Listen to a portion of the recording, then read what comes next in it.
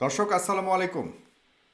বহুমুখী ঘটনায় নিমজ্জিত বাংলাদেশ, টপিক বা প্রসঙ্গ যাই ভাবি, আবার কিছু সময় পর আরেকটা ইস্যুর সামনে চলে আসে, যে কারণে নির্ধারিত বিষয় নিয়ে আলোচনা করবার সুযোগ থাকে না। বলা যায় চলমান সকল ইস্যুকেই আমরা স্পর্শ করার চেষ্টা করব আজকে। তো বিশেষ করে ডিজিটাল নিরাপত্তা আইন এবং তা নিয়ে চলমান সংকট বিষয়টি নিয়েই বিশেষ গুরুত্ব আরোপ করব আজকের আলোচনায়। দর্শক, আমার সবসময় বিলম্ব হয়েছিল বিগত আমলে, কিন্তু আজকের বিলম্বটা মোটামুটি বিলম্ব সময়টা অনেক বিশাল সময় ছিল। সেটা কেন হয়েছে আমরা অবশ্যই আমাদের সাবেক ভাইস প্রেসিডেন্ট ডাকসু জনাব নুরুল হক নূরের কাছে জানতে চাইব।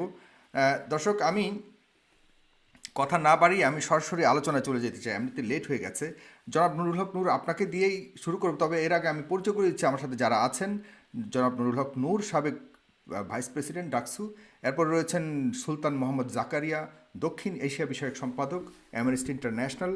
এবং রয়েছেন দিদারুল ভূঁইয়া, সদস্য রাষ্ট্রচিন্তা।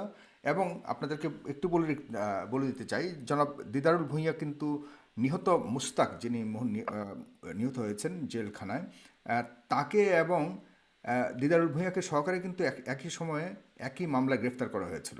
পরবর্তীকালে দিদারুল ভূঁইয়া জামিনে বের হয়ে আসেন। আমরা শুনবো আজকে সেদিন কি হয়েছিল এবং কেন তিনি বের হয়ে আসতে পারলেন, কেন রয়ে গেলেন অন্যরা, সে নিয়েও কথা বলবো। আমি প্রথমে জনাব নুরুল হক নূর, আপনার কাছে একটু প্রশ্ন করতে চাই। ডিজিটাল নিরাপত্তা আইন নিয়ে চলমান তো অনেক বিতর্ক চলছে, আপনি জানছেন এবং দেখছেন যে প্রতিনিয়ত কোথাও না কোথাও এ নিয়ে আলোচনা চলছে, আন্দোলন চলছে। এখন আহ, মুশতাকের মৃত্যু নিয়ে মুশতাকের মৃত্যু নিয়ে স্ট্যাটাস দেওয়ার কারণে কিন্তু একইভাবে একই মামলায় আবারও কারাগারে যেতে হয়েছে খুলনার এক যুবককে। খুলনার রুহুল আমিন নামক একজন তার ফেসবুক আইডিতে মুশতাক আহমেদের কয়েকটি পোস্ট উল্লেখ করে মন্তব্য করেন। সেই সকল লেখায় যদি সেসব এরকমভাবে মন্তব্য করেন, এই সকল লেখা যদি লেখক মুশতাকের কারাবাসের কারণ হয়, অতঃপর 6বার জামিন নামঞ্জুর করা হয়, তবে গ্রেফতার আমাকেও করো। আর এই আর তারপরেই গ্রেফতার হয় রুহুল আমিন। তো এই যে গ্রেফতার হওয়া এবং মানুষের যে ক্ষুব্ধ, মানুষ মানুষ যে ক্ষিপ্ততা, এটার কারণটা কি হতে পারে? এবং আমি আমি প্রশ্ন আরেকটা করতে চাই আপনার কাছে, সেটা হলো যে আমাদের দেশে কি ডিজিটাল নিরাপত্তা আইন প্রয়োজন রয়েছে কিনা? জনাব নুরুল হক নূর,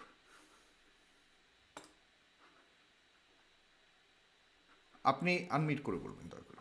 সাগর ভাই, আমাকে কি শুনতে পাচ্ছেন? জি, জি জি, শুনতে পাচ্ছি। আপনি এখন কি শুনতে পাচ্ছেন? জি, শুনতে পাচ্ছি। জি, বলুন প্লিজ। জি, আমি দুঃখিত যে আসলে একটু নেটওয়ার্কের প্রবলেমের কারণে আমি আপনার অনেকগুলো কথা শুনতে পাইনি, কেটে কেটে শুনতে পেরেছি। তবে যেহেতু আলোচনার আগে আপনি বিষয়বস্তু যতটুকু সাহস দিয়েছেন এবং বুঝতে, আপনি মোস্তাকের হত্যাকাণ্ড এবং ডিজিটাল নিরাপত্তা আইনের কথা বোধহয় বলেছেন। লেখক মোস্তাক, আপনারা সবাই জানেন যে দীর্ঘ 9 মাস ধরে এই ডিজিটাল নিরাপত্তা আইনে কারারুদ্ধ ছিল। এবং এই ডিজিটাল নিরাপত্তা আইনটার বিশেষ করে শুরু থেকেই আমাদের দেশের সাংবাদিক সমাজ, সুশীল সমাজের প্রতিনিধি, মানবাধিকার সংগঠনগুলো স্পষ্টভাবেই আপনার বলে আসছিল যে এই আইনটি মত প্রকাশের ক্ষেত্রে বড় ধরনের একটি অন্তরায় হবে, স্বাধীন গণমাধ্যম কিংবা মুক্ত সাংবাদিকতার ক্ষেত্রে একটি বড় ধরনের অন্তরায় হবে।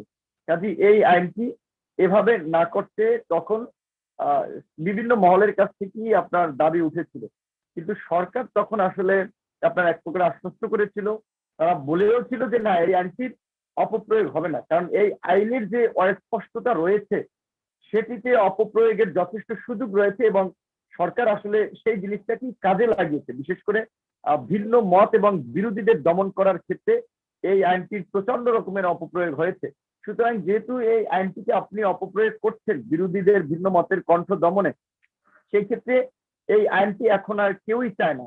আপনার লেখক, সাংবাদিক, অ্যাক্টিভিস্ট, মানবাধিকার সংগঠন, এমনকি জাতিসংঘের মানবাধিকার যে কমিটি রয়েছে তারাও কিন্তু এই আইনটি নিয়ে উদ্বেগ প্রকাশ করেছে। এবং এই আইনটির যে আপনার রিসেন্ট যে আপনার জঘন্য ঘটনা ঘটলো, সেটি আমরা দেখলাম যে আমাদের লেখক মোস্তাককে যে দীর্ঘ 9 মাস কারাগারে রাখা হয়েছে, তার 6বার জামিন আবেদন নাকচ করেছে। অথচ আপনার হত্যা মামলার আসামি, ফাঁসির দণ্ডপ্রাপ্ত আসামি আপনার সেনা প্রধানের ভাই হওয়ায় তাদেরকে ক্ষমা করে দেওয়া হয়। এবং একজন লেখক, তার একটা কার্টুন শেয়ার করার কারণে কিংবা দুটো স্ট্যাটাসের কারণে তাকে আপনার 9 মাস জামিনযোগ্য মামলায়ও জামিন দেওয়া হয়নি।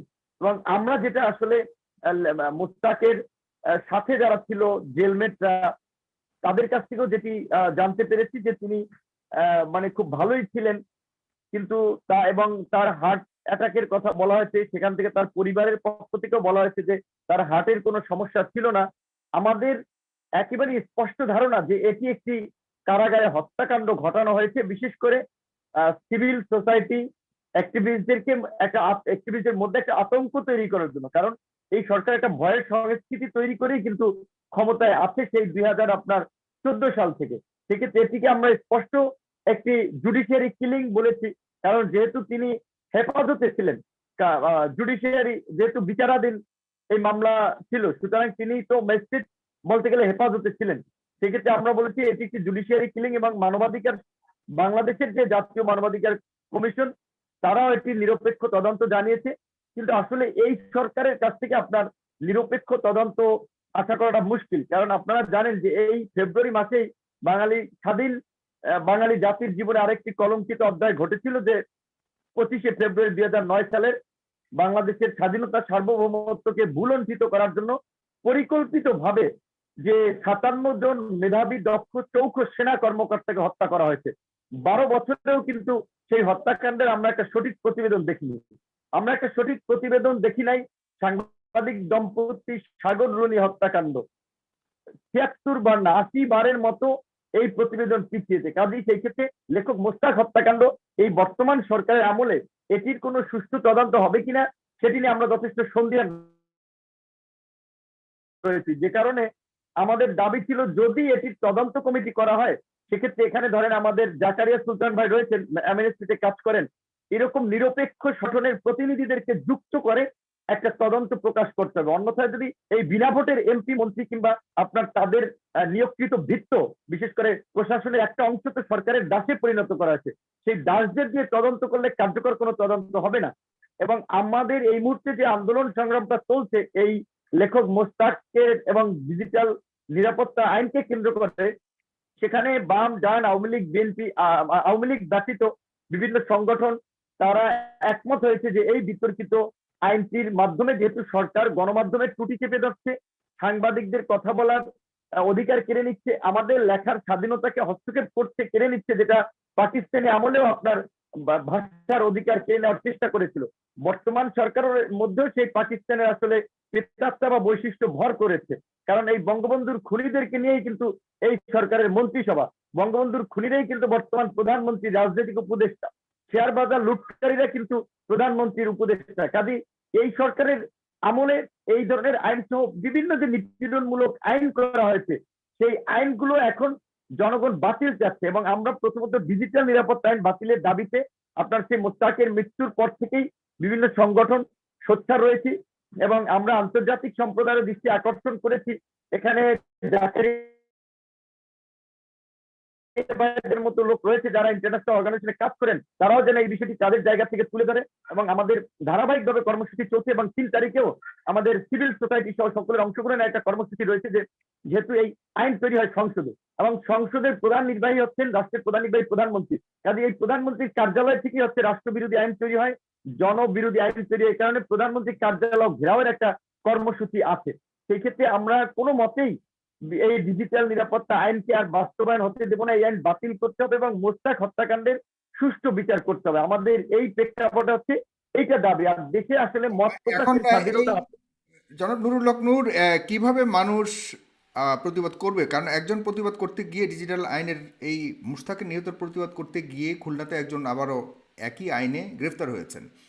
তো আপনি এটাকে কিভাবে দেখছেন? এখন ধরেন আমাদের রাষ্ট্রটা তো স্বাভাবিক অবস্থায় নাই। এই দীর্ঘদিন ধরেই এই বর্তমান সরকার, বিশেষ করে পার্শ্ববর্তী দু একটি দেশের প্রচ্ছন্ন সমর্থনে এই দেশে পরিকল্পিতভাবে গণতন্ত্র ধ্বংস করে একদলীয় শাসন ব্যবস্থার জন্য কাজ করছে, যেটা আওয়ামী লীগ 75-এ আপনার করেছিল ঘোষণা দিয়ে বাকশাল এবং একদলীয় শাসন ব্যবস্থা, যেটা এখন সেটা অঘোষিতভাবে তারা চালাচ্ছে। বাংলাদেশে চায়নার মতো একনায়কতন্ত্র কায়েম করতে চাচ্ছে। যেমন চায়নাতে যেমন শি জিনপিং জিন্দাবাদ বলা লাগে, এখানে আপনি চিন্তা করতে পারবেন না একটা বিশ্ববিদ্যালয়ের আপনার বিবৃতি কিংবা বিশ্ববিদ্যালয়ের কাগজ অফিসিয়াল ডকুমেন্টে লেখা থাকে যে শিক্ষা নিয়ে গর্বদেশ শেখ হাসিনার বাংলাদেশ, দেশটা শেখ হাসিনার আমি আপনি রোহিঙ্গা, মানে এরকম একটা অবস্থা যে আমরা অন্য দেশের। কারণ সরকার একটা নির্দিষ্ট টাইমের জন্য ক্ষমতায় থাকে, তারা আসে যায়। সেখানে কেন একজন সরকার প্রধানের নামে শিক্ষার মতো একটা গুরুত্বপূর্ণ জায়গায় স্লোগান দেওয়া হবে? বিদ্যুৎ উন্নয়ন বোর্ডের স্লোগান হচ্ছে শেখ হাসিনার উদ্যোগ ঘরে ঘরে বিদ্যুৎ।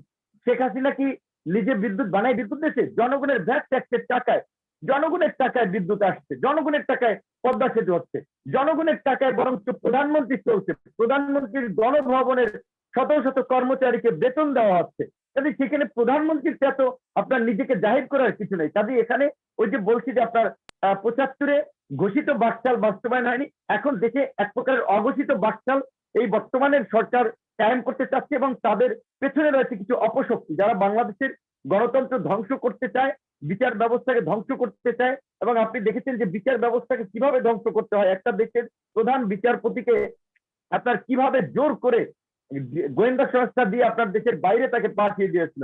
লয়ার কোর্টের একজন বিচারপতি রায় দিয়ে তিনি আর দেশে থাকতে পারেন নাই। এই ধরনের নানা ধরনের বিচার বিভাগের উপরে হস্তক্ষেপ রয়েছে এবং পুলিশ, বর্তমানে পুলিশের বড় একটা অংশ দেশপ্রেমিক, তারা ভালো কিছু করতে চায়, কিন্তু পুলিশের মধ্যে ছাত্রলীগ যুবলীগের কিছু ক্যাডারকে নিয়োগ দিয়েছে যারা এখন আপনার একেবারে সরকার দলীয় ক্যাডার হিসেবে ভূমিকা রাখছে।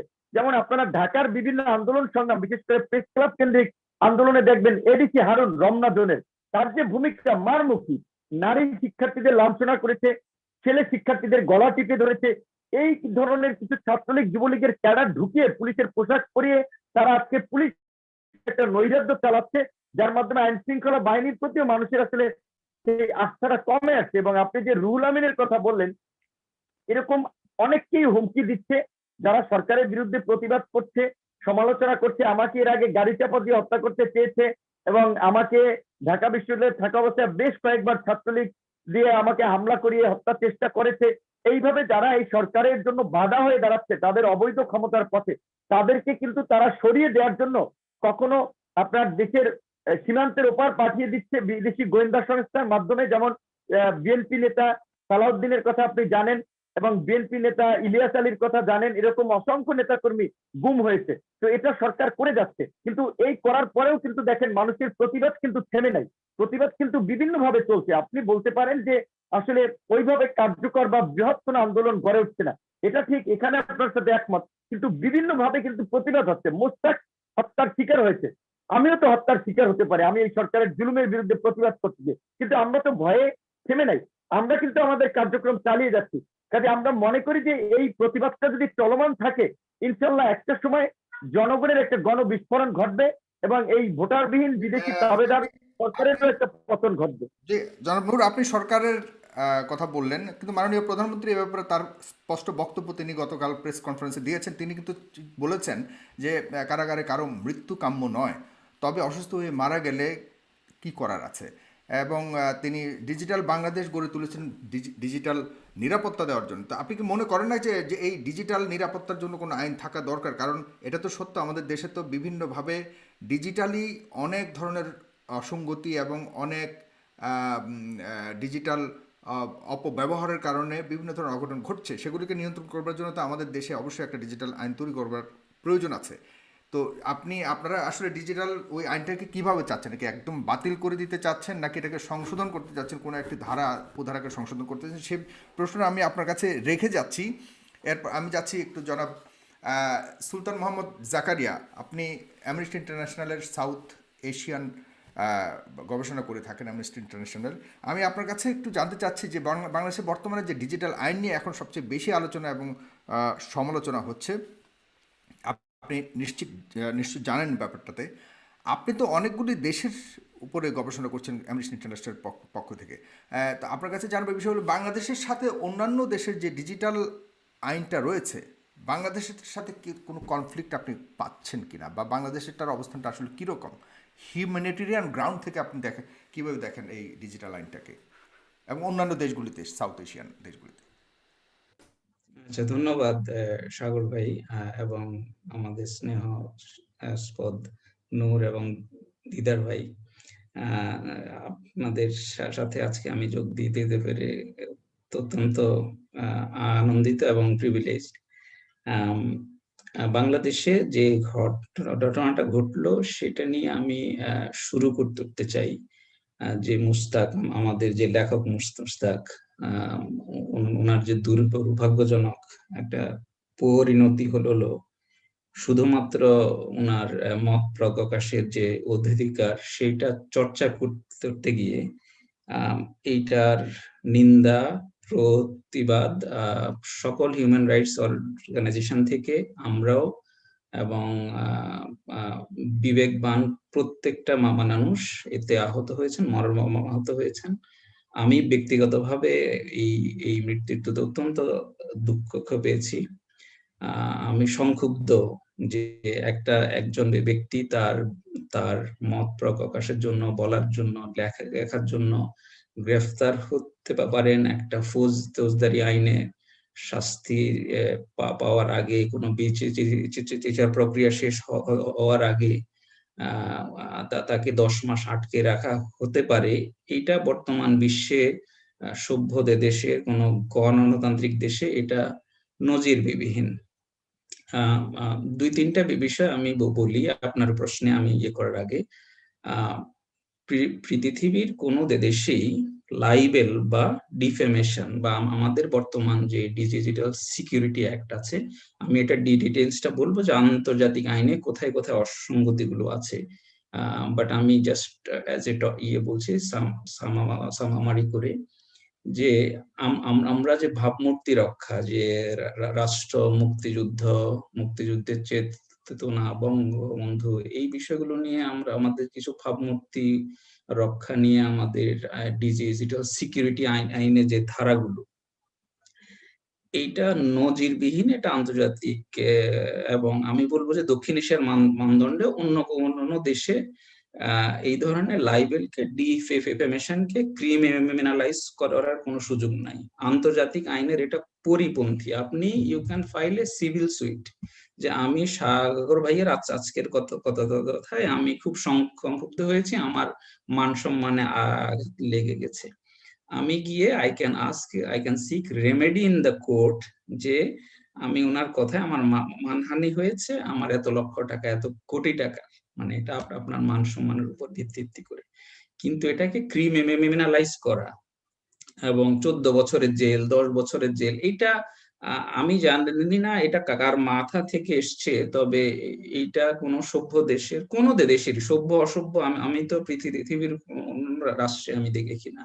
দক্ষিণ এশিয়ার মানদণ্ডটা আপনি বাদ দিয়ে দেন, এটা আফ্রিকার কোন দেশেও যেখানে সিভিল ওয়ার চলছে, সেখানে আপনি লাইবেলের জন্য, ডিফেমেশনের জন্য, ভাবমূর্তি ক্ষুণ্ণ করার, মানে তথাকথিত ভাবমূর্তি ক্ষুণ্ণ করার জন্য আপনি কাউকে 10 মাস বিনা বিচারে আটকে রাখতে পারেন না। এখন এটার আন্তর্জাতিক আইনের প্রেক্ষাপটটা আমি বলতে পারি, আমি কি এখন বলবো না আমি পরে এসে বলবো? আপনি পরে এসে বলেন, তাহলে আমি সেটা শুনবো পরবর্তী টার্নে। জনাব দিদারুল ভূঁইয়া, আপনি, আপনার একটা স্পেশালিটি আছে আজকে, কারণ গ্রাউন্ড থেকে আপনি দেখে আসছেন এবং আপনি নিহত মোশতাকের সহকর্মী ছিলেন এবং তাকে খুব কাছ থেকে চিনেছেন, এবং একই মামলায় একই সময়ে আপনি সহকারে গ্রেফতার হয়েছিলেন তৎকালীন সময়ে অন্যান্যদের সাথে।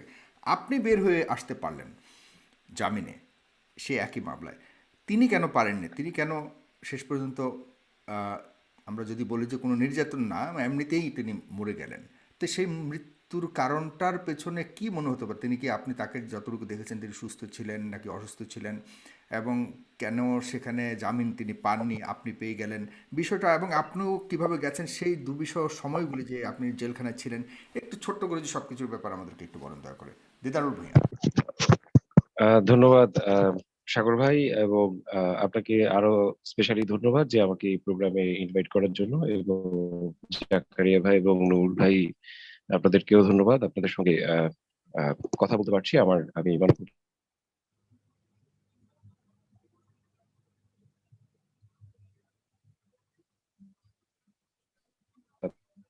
করছি বিষয়টা সেটা না। মোশতাক ভাই was a friend, was a brother actually. আমি আমি আমি মুশতাক ভাইয়ের সঙ্গে আমার পরিচয় হচ্ছে 2014, হ্যাঁ 14 সালের দিকে, যখন আমরা পরিবর্তন চাই বলে একটা সামাজিক সংগঠন করি। এবং সেখানেও মোশতাক ভাই আমাদেরকে আসলে ছবি তুলে দেয়া এবং বিভিন্ন সময় মতামত দিয়ে সহায়তা করা, এই কাজগুলো খুব অনেস্টলি করতেন। মুশতাক ভাই একটা গুণ হচ্ছে যে মুশতাক ভাই খুব সাধারণ একটা জীবনযাপন উনি করতেন। উনি মানে কুমিরের যে ব্যবসা করা সম্ভব আমাদের দেশে, এই জিনিসটা তো আমার ধারণা যে মানে আমি মুশতাক ভাই ব্যবসা শেষ করে ফেলতে মানে অবাক লাগছে একটুখানি। এবং এক্সপোর্ট ওরিয়েন্টেড, এক্সপোর্ট করার জন্য। তো এরকম একটা মানুষ যিনি আসলে মানে চ্যালেঞ্জ নিতে ভয় পাইতেন না, সাহসী মানুষ। উনি উনি ব্যক্তিগত পর্যায়ে উনি মানে কথা বলতে ভালোবাসতেন, কথা বলতে পছন্দ করতেন। আমাদের আড্ডাগুলোতে দেখা যেত যে উনি হতেন আসলে মধ্যমণি। কিন্তু উনার পক্ষে উনার একটা বিষয় কি মানে আমরা যারা উনাকে চিনি আমরা কেউ আসলে কখনো বিশ্বাস করতে পারি না যে মুশতাক ভাইয়ের মতো একজন মানুষ আসলে মানে রাষ্ট্রদ্রোহিতা বাদ দেন। উনি যে আসলে একজন মানুষের বিরুদ্ধে ষড়যন্ত্র করতে পারে, উনি যে একটা মানুষের সঙ্গে আসলে দ্রোহিতা করতে পারে, এইটাই আসলে আমরা কেউ আসলে বিশ্বাস করতাম না। হ্যাঁ? এইটা মনে করেন যে একটা বড় ধরনের শক আমাদের জন্য। তো একই মামলায় আমাকে আর মুশতাক ভাইকে মানে এর আগে ২০১৮ সালে ওই আ আ একবার মুশতাক ভাইকে আসলে গুম করা হয়। সম্ভবত আমার মনে হয় ৩ দিন উনি গুম ছিলেন বা আমার এক্সাক্টলি মনে নাই। কিন্তু উনাকে এর আগে একবার গুম করা হয়। এবং ২০২০ সালে আ এই করোনার একদম মানে কঠিন সময়টা, যে সময়টা আসলে আমরা মানে আ আমরা যারা ধরেন যে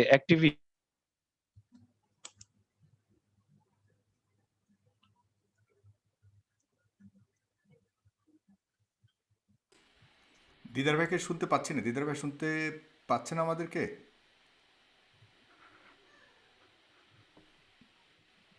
আমরা দিদার ভাইকে শুনতে পাচ্ছি না।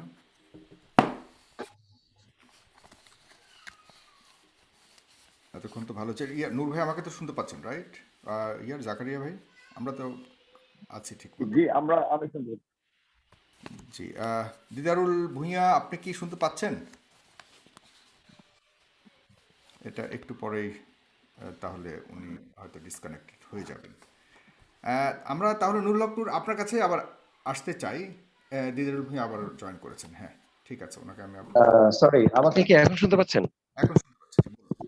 আচ্ছা, মাই ব্যাড। আমার মনে হয় যে একটা টেকনিক্যাল গ্লিচ ছিল আরকি। সরি সেজন্য। তো কতটুকু শুনতে পারছেন সেটা আমি বুঝতে পারতেছি না। কিন্তু আ মানে মুশতাক ভাই একজন খুবই সহজ সরল একজন মানুষ এবং যে কথাটা আমি খুব গুরুত্ব দিয়ে বলি যে আমাদের কোনো বন্ধু, মুশতাক ভাই আমার আসলে ১৪ বছরের বড়।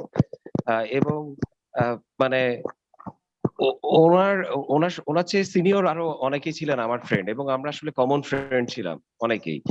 তো এবং আমাদের সঙ্গে মানে যখনই আমরা আসলে মুশতাক ভাইয়ের এই মানে আমি যখন জেল থেকে বের হয়ে আসি, হ্যাঁ? যাদের সঙ্গে আমি আলাপ করি, সবাই বলে এবং এর আগেও যখন মুশতাক ভাইকে আসলে পিক করা হয় ২০১৮ সালে, তখন তো উনার নামে কোনো মামলা হয় না। কিন্তু এবার যখন আসলে মামলাটা হয়, একই মামলা, আমিও সেই মামলার আসামি। তো আমরা এই কথাটা বারবারই বলতেছিলাম যে মুশতাক ভাইয়ের মতো একটা মানুষ যে কিনা আসলে মানে যার বিরুদ্ধে আসলে রাষ্ট্রদ্রোহিতার, আমাদের সবার বিরুদ্ধে রাষ্ট্রদ্রোহিতার মামলা। আমাদের আ আ রাষ্ট্রদ্রোহিতা, দেশদ্রোহিতা, রাষ্ট্র এবং সরকারের বিরুদ্ধে ষড়যন্ত্র, এরকম মানে ৪ টা বড়, বড় কথা বলা হয়েছিল। তো আমার কাছে যে জিনিসটা মনে হইছে এবং আমাদের সবাই আসলে একমত, সব বন্ধুরা একমত যে মোশতাক ভাই আসলে রাষ্ট্রদ্রোহিতা বাদ দেন। মানে একটা সাধারণ মানুষের বিরুদ্ধে উনি ষড়যন্ত্র করবেন, একটা একটা মানে মানবদ্রোহিতা, হ্যাঁ? মানুষের সঙ্গে দ্রোহিতা করা। এইটাও আসলে আমরা কোনদিন মুশতাক ভাইয়ের কাছ থেকে আমরা মনে করি না যে আসলে সম্ভব। সবার তো আসলে সব ইয়েটা হয় না। তো এরকম একজন খুব সাধারণ একজন মানুষ ছিলেন উনি। করোনার সময় আমরা যখন আসলে কিছুটা কাজ করছিলাম, আমরা রাষ্ট্রচিন্তা থেকে ভলান্টিয়ারদেরকে আমরা হেল্প করছিলাম। ভলান্টিয়ারদেরকে আমরা ট্রেনিং দিচ্ছিলাম। আমরা বিভিন্ন জায়গায় খাবার দিচ্ছিলাম। আমরা এবং এক পর্যায়ে আমরা আনু মোহাম্মদ স্যার এবং আপনার শহীদুল আলম স্যার ওনাদেরকে নিয়ে আমরা একটা আ আপনার দুর্যোগ সহায়তা মনিটরিং কমিটি, এরকম একটা মনিটরিং কমিটি করি। এবং সেই সময় মুশতাক ভাইও আসলে উনি একটু মানে হালকাভাবে কথা বলছিলেন। একটু রসিকতার সঙ্গে কিছু আসলে সরকারের বা কিছু নিউজ আসলে শেয়ার করছিলেন। হয়তো ১ টা ২ টা মন্তব্যের মাধ্যমে। এর চেয়ে বেশি আসলে ক্রাইম উনি করেন নাই। আমি মোটামুটি সিউর। এর চেয়ে বেশি ক্রাইম উনি করেন নাই।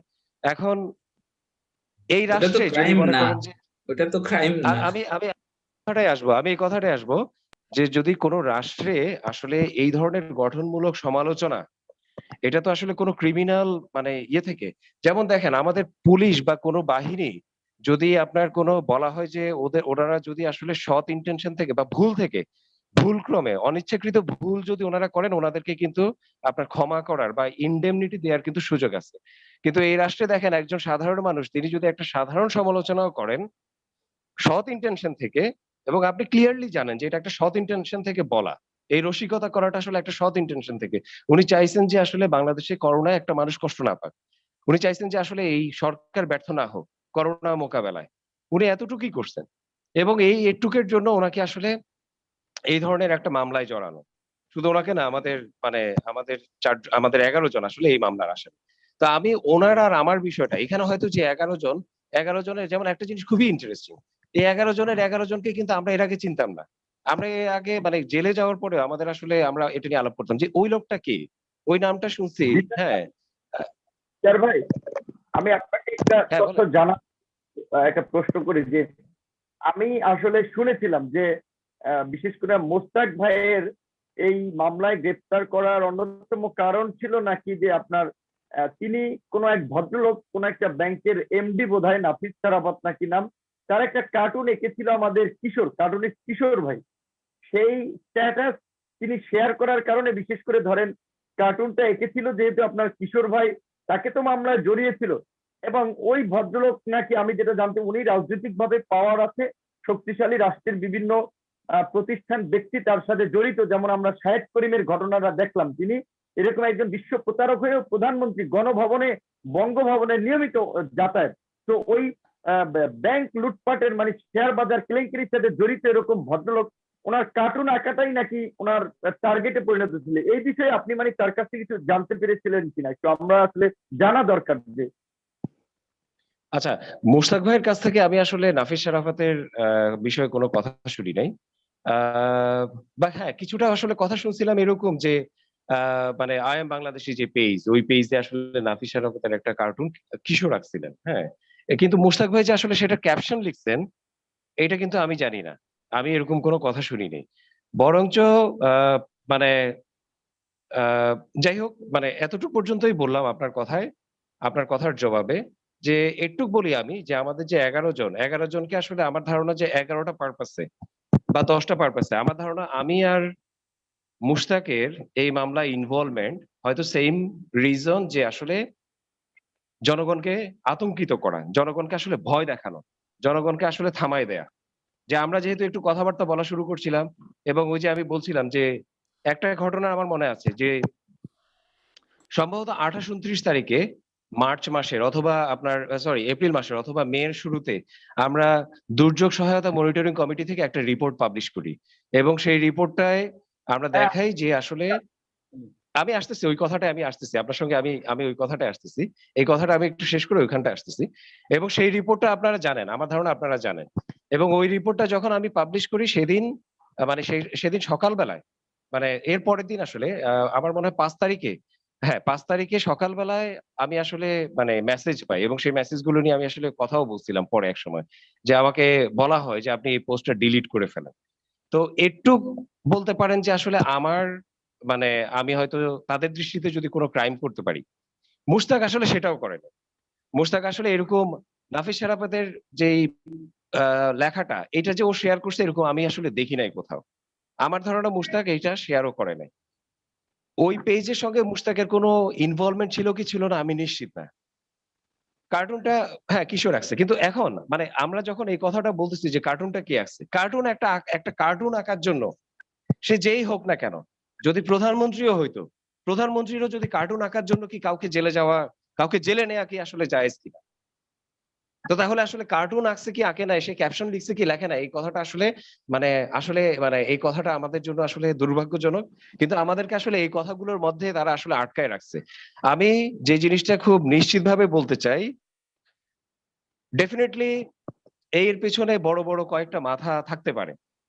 এই রাষ্ট্র তো আসলে আমরা যাদেরকে দেখি, যে আমরা যারা মনে করি, যাদেরকে মনে করি যে রাষ্ট্র চালায়, আমার ধারণা যে আসলে রাষ্ট্র তারা কতটুকু চালাইতে পারে, বা এদের পিছনে আসলে বড় মাফিয়ারা আপনি বলছেন আমরাও রাষ্ট্রচিন্তা থেকে বলতাম যে পাকিস্তান আমলে আসলে 22টা পরিবার ছিল, এখন আসলে 250টার মতো পরিবার। আমরা যদি ব্যাংকগুলো হিসেব করি বা মোটামুটি শেয়ার বাজারের আমরা যে কেলেঙ্কারি গুলোর কথা জানি, মোটা দাগে হিসেব করলে একটা 250 পরিবারের একটা কথা আমরা শুনছি, আমরা বলছি, আমরা একটা ধারণা করি যে 250 পরিবারের একটা বিষয় আছে।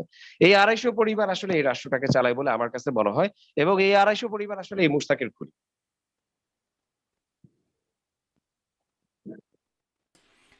যে যে আপনাকে শুনছিলাম না শেষ দিকে এবং আপনাদের সাথে একই মামলায় আপনার ডিএস পরিচালক ঢাকা ঢাকা স্টক এক্সচেঞ্জের মিনহাজ মান্নানও আসামি ছিল। হ্যাঁ নূর ভাই, মিনহাজ মান্নান আসামি ছিলেন। মিনহাজ মান্নান ওনাকে আমাদের একটা চার্জশিট দেওয়া হয়েছে, আপনি হয়তো জানবেন, নিশ্চয়ই আপনি জানবেন। একটা চার্জশিট দেওয়া হয়েছে এবং ওই চার্জশিট ভাই, থেকে আসলে আপনাদের কি কোনো নির্যাতন করা হয়েছিল?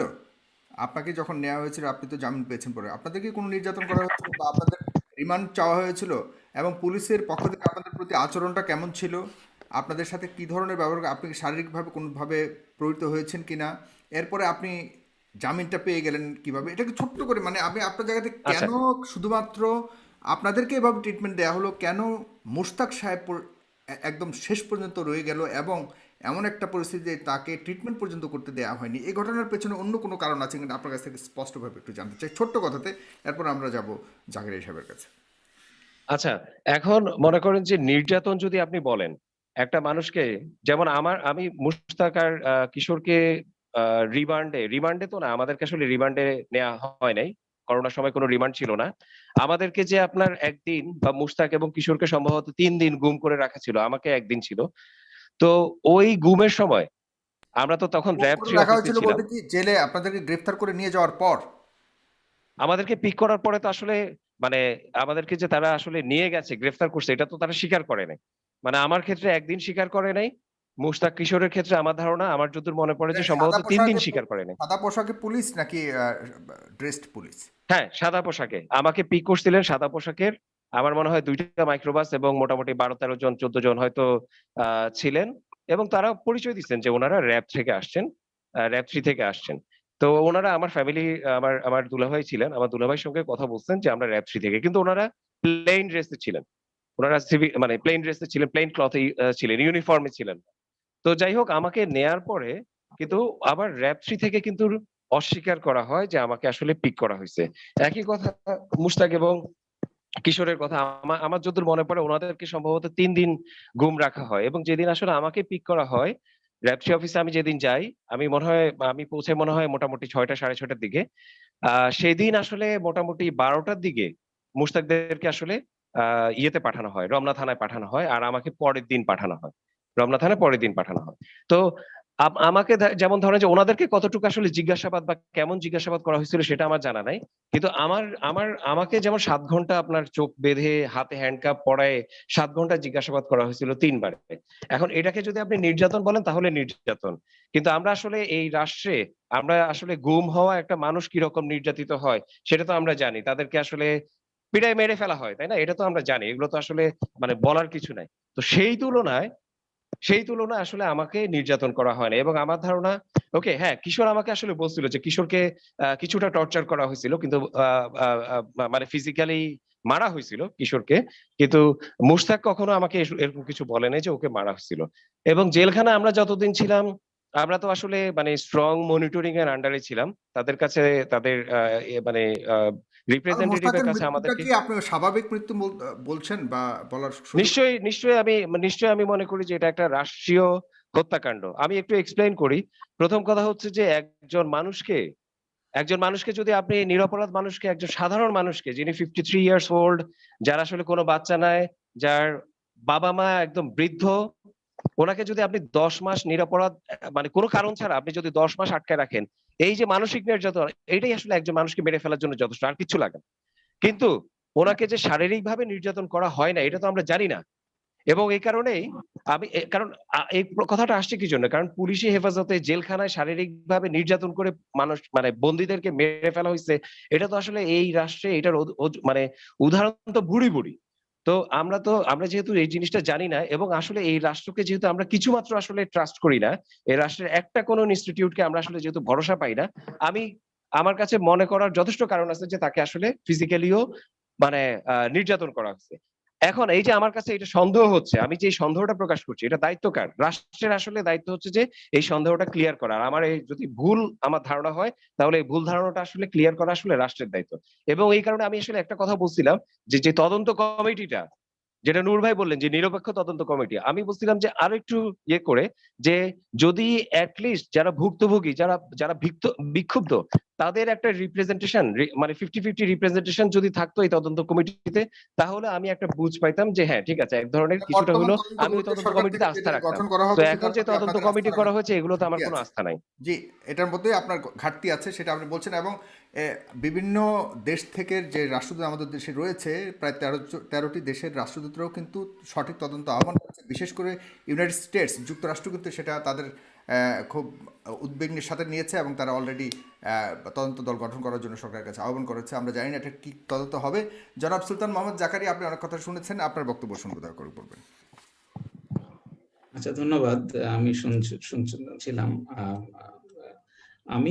আমি আন্তর্জাতিক আইনটাকে একটু স্পষ্ট করে আমি যে যে জিনিসটা বলতে চাই যে এই যে মত প্রকাশের স্বাধীনতা নিয়ে বাংলাদেশে যে অনাচার চলছে নৈরাজ্যের মতো, সেটা যে আমি আন্তর্জাতিক আইনের একটু ইন্টারাপ্ট লঙ্ঘন। করছি। অ্যামনেস্টি ইন্টারন্যাশনাল থেকে কোনো অফিসিয়াল স্টেটমেন্ট দেওয়া হয়েছে এই ডিজিটাল নিরাপত্তা আইনের যে কয়েকটা ঘটনা ঘটলো, ইনক্লুডিং আমাদের অনেকগুলো স্টেটমেন্ট আছে এই এই এখানে শুধুমাত্র ডিএসএ চূড়ান্তভাবে নিয়ে। কি বলা হয়েছে আপনাদের?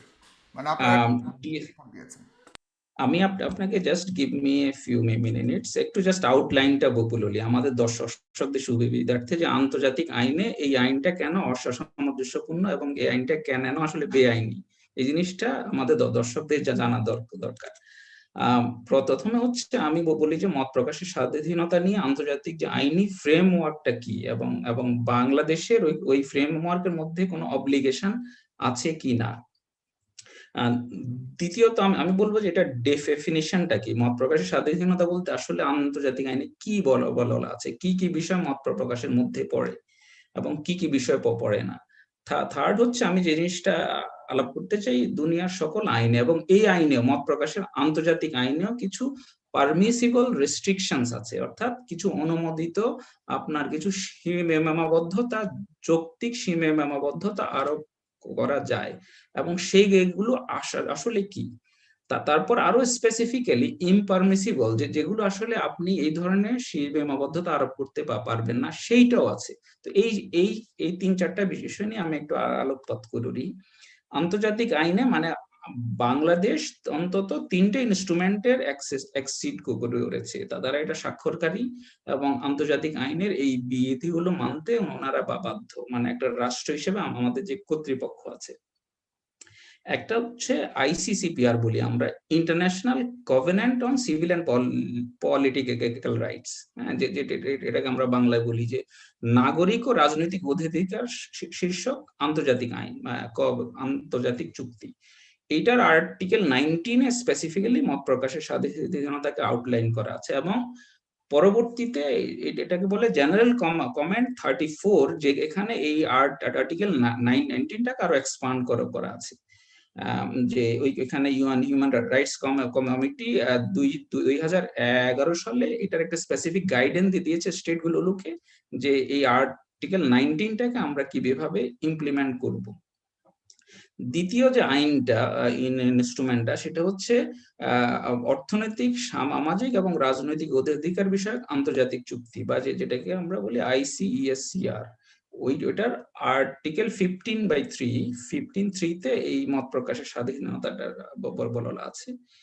থার্ড হচ্ছে international covenant on the elimination of all forms of racial discriminations, ICERD। এটা ওটার আর্টিকেল 5 স্পেসিফিক্যালি বলা আছে। আমি কেন এই তিনটা বললাম, বিকজ আরো অনেক আন্তর্জাতিক চুক্তি আছে, কিন্তু বাংলাদেশ এই 3টা স্বাক্ষরকারী এক্সিড করেছে। ICCPR বাংলাদেশ 2000 সালে এটা এক্সিড করেছে। ICSCR 1998 সালে এক্সিড করেছে, এবং ICERD 1979 সালে এক্সিড করেছে।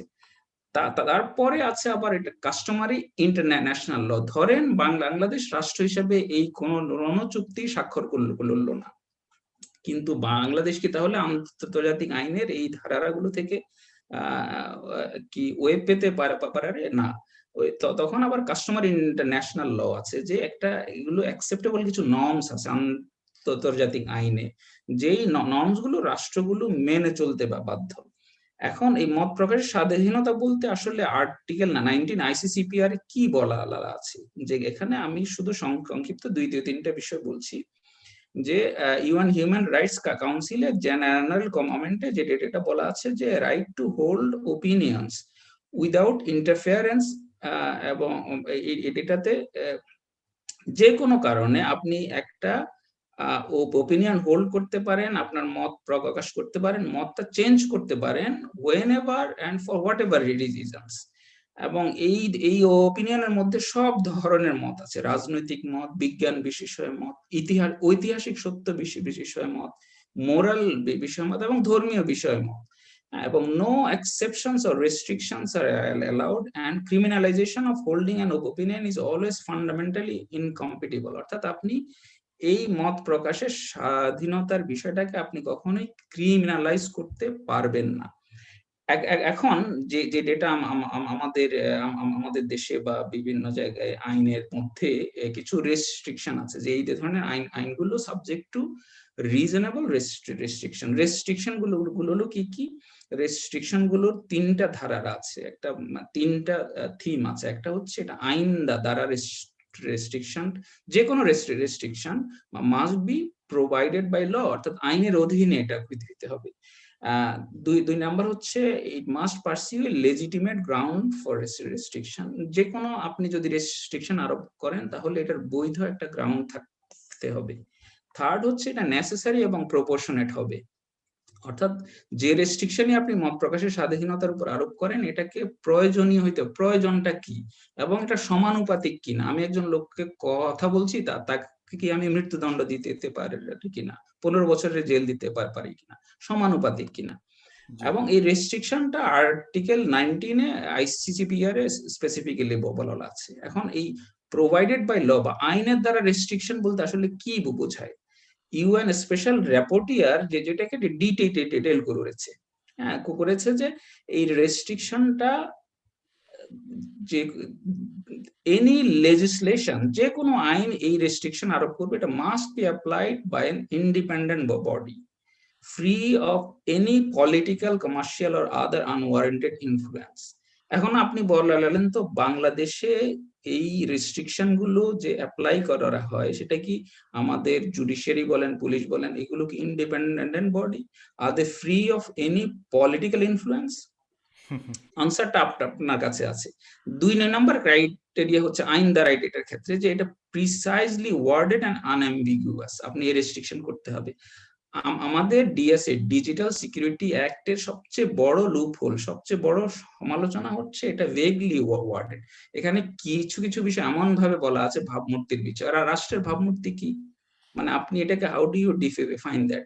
তারপর মুক্তিযুদ্ধের চেতনা নিয়ে, কনস্টিটিউশন নিয়ে, তারপরে আপনার আমাদের রাষ্ট্রপ্রধান, মানে এই ধরনের বিষয় নিয়ে, বঙ্গবন্ধু নিয়ে।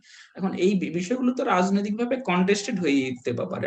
আমার কাছে মানে দণ্ডবিধির যে এখানে সবচেয়ে গুরুত্বপূর্ণ যেটা নিয়ে বেশি আলোচনা হচ্ছে সেটা হলো 31-1, যদি কোনো ব্যক্তি ইচ্ছাকৃতভাবে ওয়েবসাইট বা ডিজিটাল বিন্যাসে এমন কিছু প্রকাশ বা সম্প্রচার করেন যাহা সংশ্লিষ্ট বিভিন্ন শ্রেণী বা সম্প্রদায়ের মধ্যে শত্রুতা, ঘৃণা বা বিদ্বেষ সৃষ্টি করে, বা সাম্প্রদায়িক সম্প্রীতি বিনষ্ট করে, বা অস্থিরতা বা বিশৃঙ্খলা সৃষ্টি করে, অথবা আইন শৃঙ্খলার অবনতি ঘটায় বা ঘটিবার উপক্রম হয়, তাহলে উক্ত ব্যক্তির অনুরূপ কার্য হইবে একটি অপরাধ। আমি আপনার ওই প্রশ্নে আসছি, আপনি বলেন বাংলাদেশে আমি আপনার ওই প্রশ্নে আসছি। হ্যাঁ, এখন দ্বিতীয় আরেক ভাবে আপনি রেস্ট্রিকশন ইম্পোজ করতে পারেন, যেটাকে বলে pursue a legitimate grounds for restriction. এখন লেজিটিমেট গ্রাউন্ডস গুলো কি কি এখানে বলা আছে, যে respect for the rights or reputation of others, যে এই এটার জন্য আপনি কিছু রেস্ট্রিকশন ইম্পোজ করতে পারেন। হ্যাঁ, যেমন ধরেন আপনি আমরা আসলে এটাকে অনেক লম্বা করে শুনতে পারবো, কিন্তু আজকে আমরা শর্ট করার জন্য না আমি 2 মিনিটে এই দুইটা কথা বলা খুব গুরুত্বপূর্ণ, যে আমি জাস্ট তাহলে সংক্ষেপ করে শেষের দুইটা বিষয় বলি, যেখানে আপনি ইমপারমিসিবল রেস্ট্রিকশন, হ্যাঁ, প্রথম বলি যে আপনি 2011 সালে ইউএন স্পেশাল র্যাপোর্টিয়ার একটা রিপোর্ট করেছে, যেটা হচ্ছে on the promotion and protection of the right to freedom of opinion and expression. সেখানে special rapporteur Frank La Rue distinguish করলেন যে তিনটা লেয়ারের এই হার্মফুল এক্সপ্রেশন, আপনি এক্সপ্রেশন তো আপনি ক্রিমিনালাইজ করতে পারবেন না, সে বলছে expression that is not criminally punishable, এটা এর মধ্যে কি কি ডিফেমেশন, লাইবেল, স্ল্যান্ডার, এগুলো কোনোভাবে আপনি ক্রিমিনাল অফেন্স হইতে পারবে না। কিন্তু আমাদের ডিএসএ তে এই যে জিনিসটা আপনি পড়লেন এবং আরো যেসব ধারা আছে এগুলোর মধ্যে অনেকগুলো হচ্ছে বেসিক্যালি ডিফেমেশন নিয়ে, লাইবেল নিয়ে, স্ল্যান্ডার নিয়ে, ওইগুলো আন্তর্জাতিক আইনের এই এবং জাতিসংঘের এই রিপোর্টটার মধ্যে এগুলো you can not consider this are criminally punishable offence. এখন আবার স্পেসিফিক্যালি বলা আছে ইউএন হিউম্যান রাইটস কাউন্সিলের রেজুলেশন নাম্বার 12/16/129, যেখানে বলা আছে ইমপারমিসিবল রেস্ট্রিকশন, অর্থাৎ এই রেস্ট্রিকশন গুলো আপনি আরোপ করতে পারবেন না মত প্রকাশের উপর। কি কি সেখানে হচ্ছে discussion of government policies and political debate, সরকারের নীতি নিয়ে, আপনি যে জিনিসটা বললেন করোনা নিয়ে হয়তো মুস্তাকের একটা ওপিনিয়ন আছে, দুর্নীতি নিয়ে একটা ওপিনিয়ন আছে, সেখানে জাতিসংঘের হিউম্যান রাইটস কাউন্সিলের রেজুলেশনে স্পেসিফিক্যালি বলা আছে যে ডিসকাশন অফ গভর্নমেন্ট পলিসি, সরকারি নীতি, রাজনৈতিক বিতর্ক নিয়ে কোনো কিছুকে আপনি রেস্ট্রিকশন আরোপ করতে পারবেন না। দুই হচ্ছে হিউম্যান রাইটস, গভর্নমেন্ট অ্যাক্টিভিটিজ এবং করাপশন, এই বিষয় নিয়ে আপনি আলোচনা করলে এখানে কোনো রেস্ট্রিকশন আরোপ করা যাবে না। এঙ্গেজিং ইন ইলেকশন ক্যাম্পেইন, রাজনৈতিক ক্যাম্পেইনের উপর আপনি কোন রাজনৈতিক ক্যাম্পেইন বিষয়ে কোন ডিসকোর্সে আপনি কোনো রেস্ট্রিকশন আরোপ করতে পারবেন না। Peaceful demonstration or political activities, যেটার মধ্যে আছে ফর পিস অর ডেমোক্রেসি, হ্যাঁ, তারপর expression of opinion and dissent, ধর্ম বিশ্বাস, এই বিষয়গুলোতে আপনি এই ইমপারমিসিবল, এগুলোতে আপনি রেস্ট্রিকশন আরোপ করতে পারবেন না। I can hold N opinion, I can express that, এবং এটা আন্তর্জাতিক আইন এটাকে সাপোর্ট করে না, জাতিসংঘ যে স্ট্রাকচার আছে আন্তর্জাতিক আইনের এটাকে সাপোর্ট করে না। যে কথাটা বলে আমি শেষ করতে চাই যে মুশতাক 10 মাস জেল খাটলো একটা মামলায়, যেটা ক্রিমিনালাইজ অফেন্স হওয়ারই কথা না আন্তর্জাতিক আইনে, সেটাকে সে ক্রিমিনালাইজ করলো। এবং বিচার সম্পন্ন হওয়ার আগে এখানে একটা লয়ের বেসিক একটা প্রিন্সিপাল আছে, presumption of innocence until proven guilty. একটা লোক দোষী সাব্যস্ত হওয়ার আগ পর্যন্ত তাকে নির্দোষ হিসেবে গণ্য করতে হবে। তাহলে মত প্রকাশের জন্য একটা লোককে 10 মাস আপনি আটকায় রাখলেন, যেটা ক্রিমিনালাইজেবল অফ অফেন্স না। এখন আপনি বললেন, তো আপনি কি অথরিটিকে ওই কোশ্চেনটা করবেন যে এই লোকটার এই ট্রায়ালে যদি মুশতাক নির্দোষ প্রমাণিত হয় দিন শেষে, 1 বছর পর হোক 5 বছর পর হোক, এই ট্রায়ালটা তো শেষ হবে, এই ট্রায়ালে যদি মুশতাক নির্দোষ প্রমাণিত হয়, যারা এই ট্রায়ালের সাথে যুক্ত, যারা এই মামলার সাথে যুক্ত, যারা এই মুশতাকের লাইফটা কেড়ে নেওয়ার সাথে যুক্ত, তাদের কি শাস্তি হবে? জি, আমরা এই প্রশ্নটা নুরুল হক নূরের কাছে করছি। নুরুল হক নূর, আপনি এই প্রশ্নটাকে কিভাবে আপনি এক্সপোজ করবেন, এবং পাশাপাশি আপনার কাছে দর্শক আপনারা অবশ্যই অনুষ্ঠানটিকে শেয়ার করবেন। এখানে গুরুত্বপূর্ণ আলোচনা চলছে। আমরা ডিজিটাল নিরাপত্তা আইন এবং সম্প্রতি মুশতাক যে মৃত্যুবরণ করেছে তার বিষয়ে আলোচনা করছি। আপনারা আপনাদের টাইমলাইনে শেয়ার করবেন, আমাদের ইউটিউব চ্যানেলটাকে সাবস্ক্রাইব করবেন। আমি জনাব নুরুল হক নূর আপনার কাছে যেতে যাচ্ছি। আজকে দেখলাম যে ডিজিটাল নিরাপত্তা আইন নিয়ে যে কয়েকটা মিটিং হলো, প্রেস ক্লাবের আপনার অন্যান্য সংগঠন থেকে, প্রগতিশীল ছাত্র সংগঠনের পক্ষ থেকে মশাল মিছিল হয়েছিল, সেখানেও পুলিশ লাঠিপেটা করেছে, প্রায় 100 থেকে 150 জনকে আসামি করা হয়েছে। এরপর দেখা যাচ্ছে যে আপনার বিএনপির ছাত্র দলের পক্ষ থেকে খুব ব্যাপকভাবে মারপিট করা হয়েছে। তাহলে সেখানে এই আপনাদের আন্দোলনটা কি যে করতে যাচ্ছেন, এটা কতটুকু সফলতার মুখ দেখবে? নাম্বার 1। নাম্বার 2 হলো, গতকালকে আপনারা দীর্ঘদিন ধরে যে শিক্ষা প্রতিষ্ঠান খোলার জন্য আন্দোলন করে যাচ্ছিলেন, এবং সেটা গতকালকের সন্ধ্যায় প্রধানমন্ত্রীর আদেশের পর আমাদের মাননীয় শিক্ষামন্ত্রীর নেতৃত্বে কিন্তু একটি মিটিং হয়েছে, সেখানে সিদ্ধান্ত হয়েছে, এবং সিদ্ধান্তের মধ্যে কিছু ফাঁক রয়ে গেছে এখনও পর্যন্ত, যে নিয়মকানুন করা হয়েছে, এবং বিশ্ববিদ্যালয়কে মনে হয় 24 মের দিকে নেওয়া হয়েছে, এর আগে অন্যগুলো খোলা হবে মার্চের দিকে। এই সব কিছু মিলিয়ে আপনার মন্তব্য জানতে চাচ্ছি। প্রথমে আমি যে শিক্ষা প্রতিষ্ঠানের কথা সেটা একটু বলতে চাই, যেহেতু এই শিক্ষা প্রতিষ্ঠান খোলার দাবি নিয়ে আন্দোলনটা প্রথম আমরা ছাত্র অধিকার পরিষদ থেকে করেছিলাম এবং সচিবালয়ে দেওয়ার মতো কর্মসূচি করেছিলাম। আমরা যেটা বলেছিলাম যে দেখেন, এই করোনাকালীন সময় বাংলাদেশের মতো পৃথিবীর কোথাও পুরো এক বছর শিক্ষা কার্যক্রম বন্ধ, বিভিন্ন ভাবে চলছে।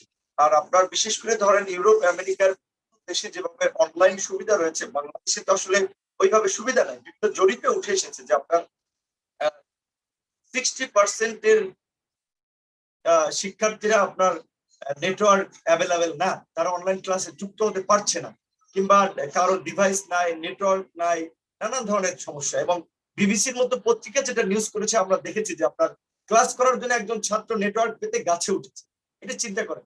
সেই জায়গা থেকে আমাদের এখানে অনলাইনের যে ক্লাসটা আসলে শুরু হয়েছিল সেটি নামে মাত্র, এবং কিছু কিছু পদক্ষেপ সেটি খুবই হাস্যকর, যে একজন শিক্ষক কিংবা যারা অনলাইন ক্লাস নিচ্ছে একটা ভিডিও বানিয়ে পেজে আপলোড দিচ্ছে, কিংবা একটা ফেসবুক গ্রুপ ক্রিয়েট করে নবম শ্রেণীর দশম শ্রেণীর, সেখানে শিক্ষক লাইভে যাচ্ছে, মানে ছাত্রদের সাথে কোনো রিয়াকশনের সুযোগ নেই। কাজে এই শিক্ষার তো আসলে ওই অর্থে এটা তো ইন্টারাকশনাল মূলক শিক্ষা না। আর বড় কথা হচ্ছে বেশিরভাগ শিক্ষার্থী তারা যুক্তই হতে পারছে। আমার ঘরের মধ্যে আপনার 2G নেটওয়ার্কই পাওয়া, সেখানে 3G কিভাবে? তারপরে এই কারণে আমরা বলেছিলাম যে আমাদের দেশে যেহেতু নানা কারণে আসলে ওইভাবে করোনার সংক্রমণটা খুব প্রকট হয়নি, সংক্রমণটা আপনি দেখেন যে অন্যান্য দেশে যেভাবে সবকিছু বন্ধ আছে, বাংলাদেশে কিন্তু একদিনের জন্য লকডাউন হয়নি, কোনো সবকিছুই স্বাভাবিকভাবে মোটামুটি চলেছে। এখানে বলেন আল্লাহর বিশেষ রহমত, কিংবা এই অঞ্চলের মানুষের রোগ প্রতিরোধ ক্ষমতা, এবং যেটা আমরা দেখেছি যে বিভিন্ন গবেষণা প্রতিষ্ঠানগুলো বলছিল যে টিকা দেওয়ার কারণে, বিশেষ করে বিসিজি টিকার মতো টিকা এই অঞ্চলের মানুষদেরকে একটু ক্ষেত্রেও আপনার প্রিভেনশন দিচ্ছে। তো সেই জায়গা থেকে আমরা বলেছিলাম এখন যেহেতু রাজনৈতিক দলের সভা সমাবেশ, মিছিল মিটিং, প্রশাসনের নির্বাচন, ভোট, আপনার বিচার ব্যবস্থা, আইন আদালত সবকিছুই চলছে, প্রতিদিন মিছিল মিটিং হচ্ছে, কাজে সেই ক্ষেত্রে শিক্ষা প্রতিষ্ঠান বন্ধ রাখার কোনো যৌক্তিকতা। কিন্তু তারপরেও আমাদের আন্দোলনের পরে দেখা যাচ্ছে যে শিক্ষামন্ত্রী আসলে একটা অবিবেচনা প্রসূত সিদ্ধান্ত দিয়েছিলেন যে আপনার 24শে মার্চ থেকে শিক্ষা প্রতিষ্ঠান খুলবে, 21শে মার্চ থেকে হল খুলবে। তো আমাদের ধারণা যে আসলে এই মুহূর্তে সরকার কিন্তু অনেকগুলো বেকায়দায় আছে। আপনি জানেন যে এর আগে আল জাজিরার যে একটি আলোচিত রিপোর্ট, যেটির সাথে তো স্বয়ং প্রধানমন্ত্রীর আপনার সংশ্লিষ্টতা উঠে এসেছে, যেটির সাথে স্বয়ং সেনা প্রধানের সংশ্লিষ্টতা উঠে এসেছে, এবং এটি কোনো অস্পষ্টতা না।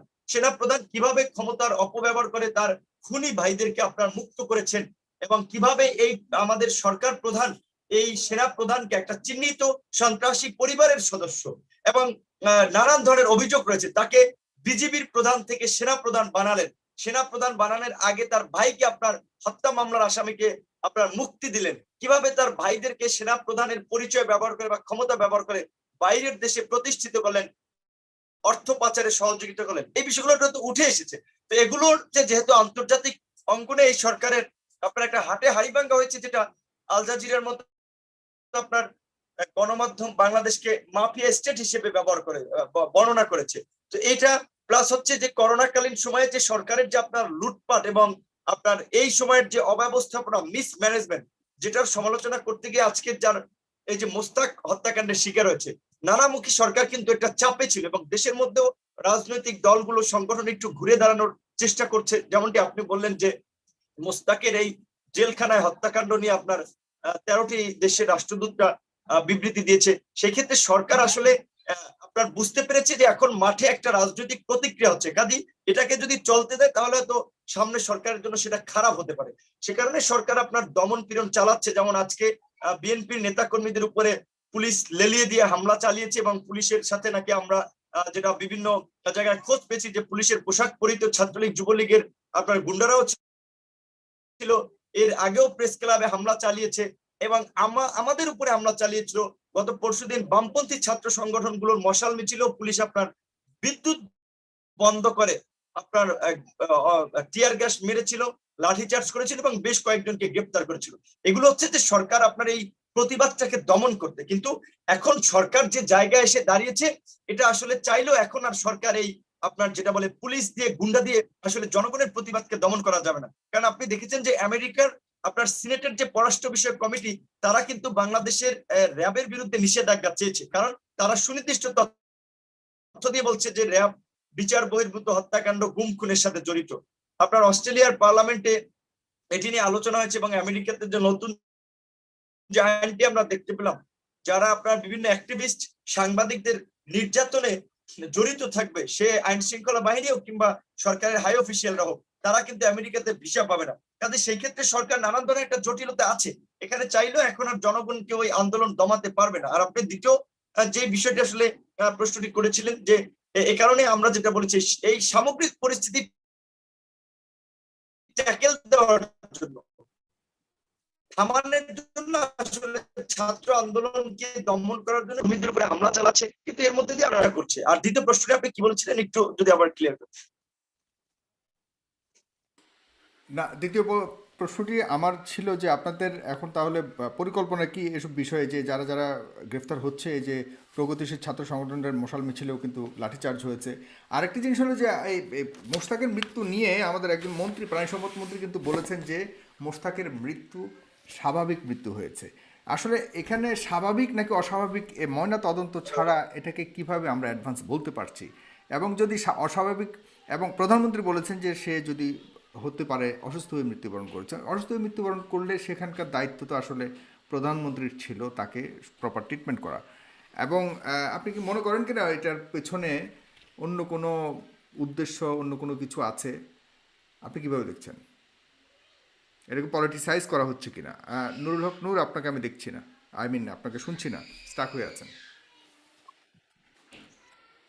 নুরুল হক নূর, শুনতে পাচ্ছি?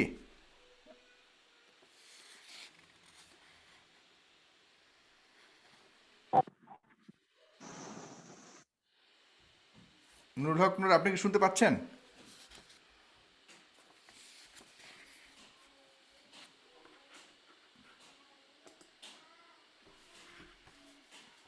নুরুল হক নূর, আপনি কি শুনতে পাচ্ছেন?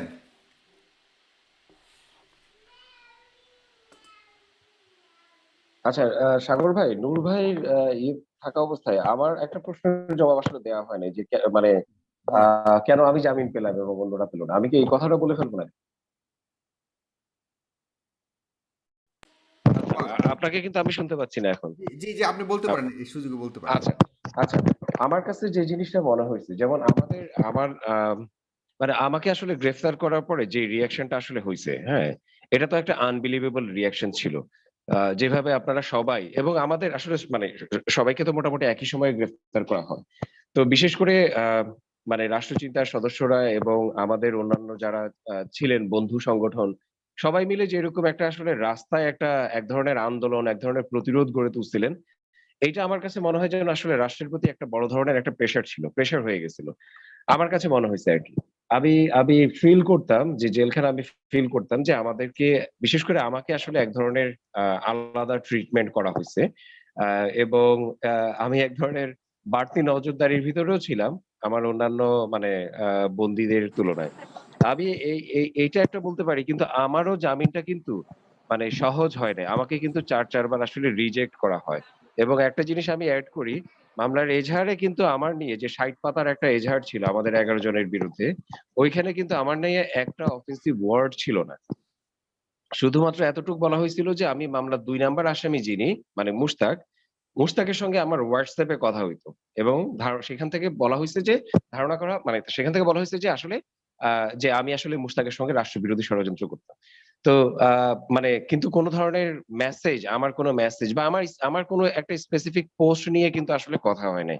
যেটা আমি বলছিলাম যে একটা পোস্ট নিয়ে, সেটা হচ্ছে যে আমাকে ওই পোস্টটা সরানোর জন্য মানে এক ধরনের ফোর্স করা হয়েছিল কোন একটা বাহিনীর পরিচয় দিয়ে। কিন্তু আ আ মানে মামলার এজাহারে কোন একটা পোস্ট, কোন একটা আমার কথা, কোন একটা স্ক্রিনশট, কোন কিছু ছিল না। তো ইভেন আয়ও যখন আসলো, আয়ও কিন্তু আমাকে এই জিনিসটা বললো যে আপনার বিরুদ্ধে আমি কোনো এলিগেশন পাই নাই, কোনো প্রুফ আমি মানে পাই নাই। আপনাকে আসলে আমাদেরকে ব্যবহার করা রিমান্ডে নেওয়া হয়েছে হয় না, যে আমাকে জেল গেটে জিজ্ঞাসাবাদ করা হয়। আপনাকে ব্যবহার, আপনি এর আগে যেটা বলেছেন, আপনাকে ব্যবহার করা হয়েছে অনেকটাই ভীতি প্রদর্শনের জন্য, বা আপনাদের কয়েকজনের জন্য এক্স্যাক্টলি, নতুন একটি অ্যাক্ট করা হয়েছে, সো এর মধ্যে এক্স্যাক্টলি, যে কোনো কিছু হলে এভাবে গ্রেফতার হতে পারে এভাবে। তো এভাবে এই এক্স্যাক্টলি, কর্মটাকে কি আপনারা বের করতে পেরেছেন যে এটা উদ্দেশ্যটা ওটাই ছিল? তো এটাও তো এক্স্যাক্টলি। এবং আমার আগে হিউম্যান 4 রাইট নম্বর আসামি ভায়োলেশন যিনি, কিনা? যিনি মিনহাজ মান্নান, হুম, হুম। মিনহাজ মান্নান আমার 15-20 দিন আগে বা 1 মাস আগে মোটামুটি হয়তো জামিন পান। আর আমি এই তো তারপরে আমি যে অক্টোবরের 1 একইভাবে তারিখে কেন, আমি আসলে একই মুক্তি পাই। একই কারণে যদি হয়ে থাকে তাহলে একইভাবে কেন মোশতাককে জামিন দেওয়া হলো না? পরবর্তীতে আমরা দেখলাম যে মোশতাকের যে সর্বপ্রথম উনি কুমির চাষের একটি ফার্ম করেছিলেন, সেই ফার্মের এখন যেটা বের সাগর ভাই একটু করে দিই আপনাকে, সেই ফার্মের একটু মালিক নাকি সংযোজন পিকে করি। হালদার। এখন এটাও আমি জি। নুরুল কাছে শুনতে চাইবো, ওই ঘটনার কারণেও কি এটা হতে পারে কিনা, এবং এগুলির কারণে কোনো নির্যাতন হয়েছিল কিনা? সুলতান মোহাম্মদ জাকারিয়া, আপনি কিছু বলছিলেন, এরপর আমরা আমি, নুরের কাছে গিয়ে হ্যাঁ, আজকের আলোচনা শেষ করবো। জি। না আমি বলছিলাম যে শুধু কিন্তু মুশতাক না, আপনাদেরকে করতে হবে যে এখনো কিশোর কিন্তু স্টিল ইন ডিটেনশন। হ্যাঁ, শুধু যে কিশোরের ব্যাপারে আমি মুশতাক আছে, যতদূর জানি আজকের খবর, কিশোরের ব্যাপারে হ্যাঁ, রিমান্ড চাওয়া হয়েছিল এবং সেই হ্যাঁ, রিমান্ডকে নাকচ মানে করা ওনারা একই মামলায়, এবং এবং বরং ওনার অবস্থানটা আরো বেশি খারাপ। ওনাকে উই হ্যাভ রিপোর্টস যে ওনাকে মারধর করা হয়েছে, এবং উনি ওনার আইনজীবীদেরকে, ওনার ফ্যামিলিকে বললেন যে ওনাকে মারা হয়েছে। সো আমি বলবো যে মুশতাক এবং কিশোর দুইজনকেই এক্সট্রিমলি ট্রিট করা হয়েছে, এবং ওনাদেরকে রাখা হয়েছে হাই সিকিউরিটি প্রিজন, যেটার লক্ষ্য হচ্ছে খুবই দাগি, সেনসিটিভ, রাষ্ট্রের সবচেয়ে নটোরিয়াস যেসব ক্রিমিনাল আছে ওই লোকগুলোর সাথে আপনি রাখলেন দুইজন ব্যক্তিকে যারা হচ্ছে লেখক এবং কার্টুনিস্ট। এইটা দিয়ে আপনি রাষ্ট্রের একটা চরিত্র আপনি ম্যাপ করতে পারবেন যে আমরা আসলে কিভাবে ট্রিট করছি, যে আমাদের একজন লেখককে, এখন একজন কার্টুনিস্টকে। জি, থ্যাংক ইউ। জি। জি, নুরুল হক নূর, আপনি বলবেন দয়া করে। আচ্ছা, নূর ভাই মনে হয় এখনো অ্যাভেলেবেল না। আমি আরো 2টা পয়েন্ট একটু অ্যাড আমরা নুরুল হক করতে নূরকে চাইছিলাম আসলে। শুনতে পাচ্ছি। নুরুল হক নূর, আপনি শুনতে পাচ্ছেন? হ্যাঁ, আপনি কি আরো কিছু পয়েন্ট অ্যাড করতে চাচ্ছেন? তারপরে আমরা নুরুল হক নূরের কাছ থেকে আজকে জি, আমি আরেকটা জিনিস একটু বলতে চাই। আমার মনে হয় জাকারিয়া ভাই এই কথাটা আমাকে হেল্প করতে পারবেন।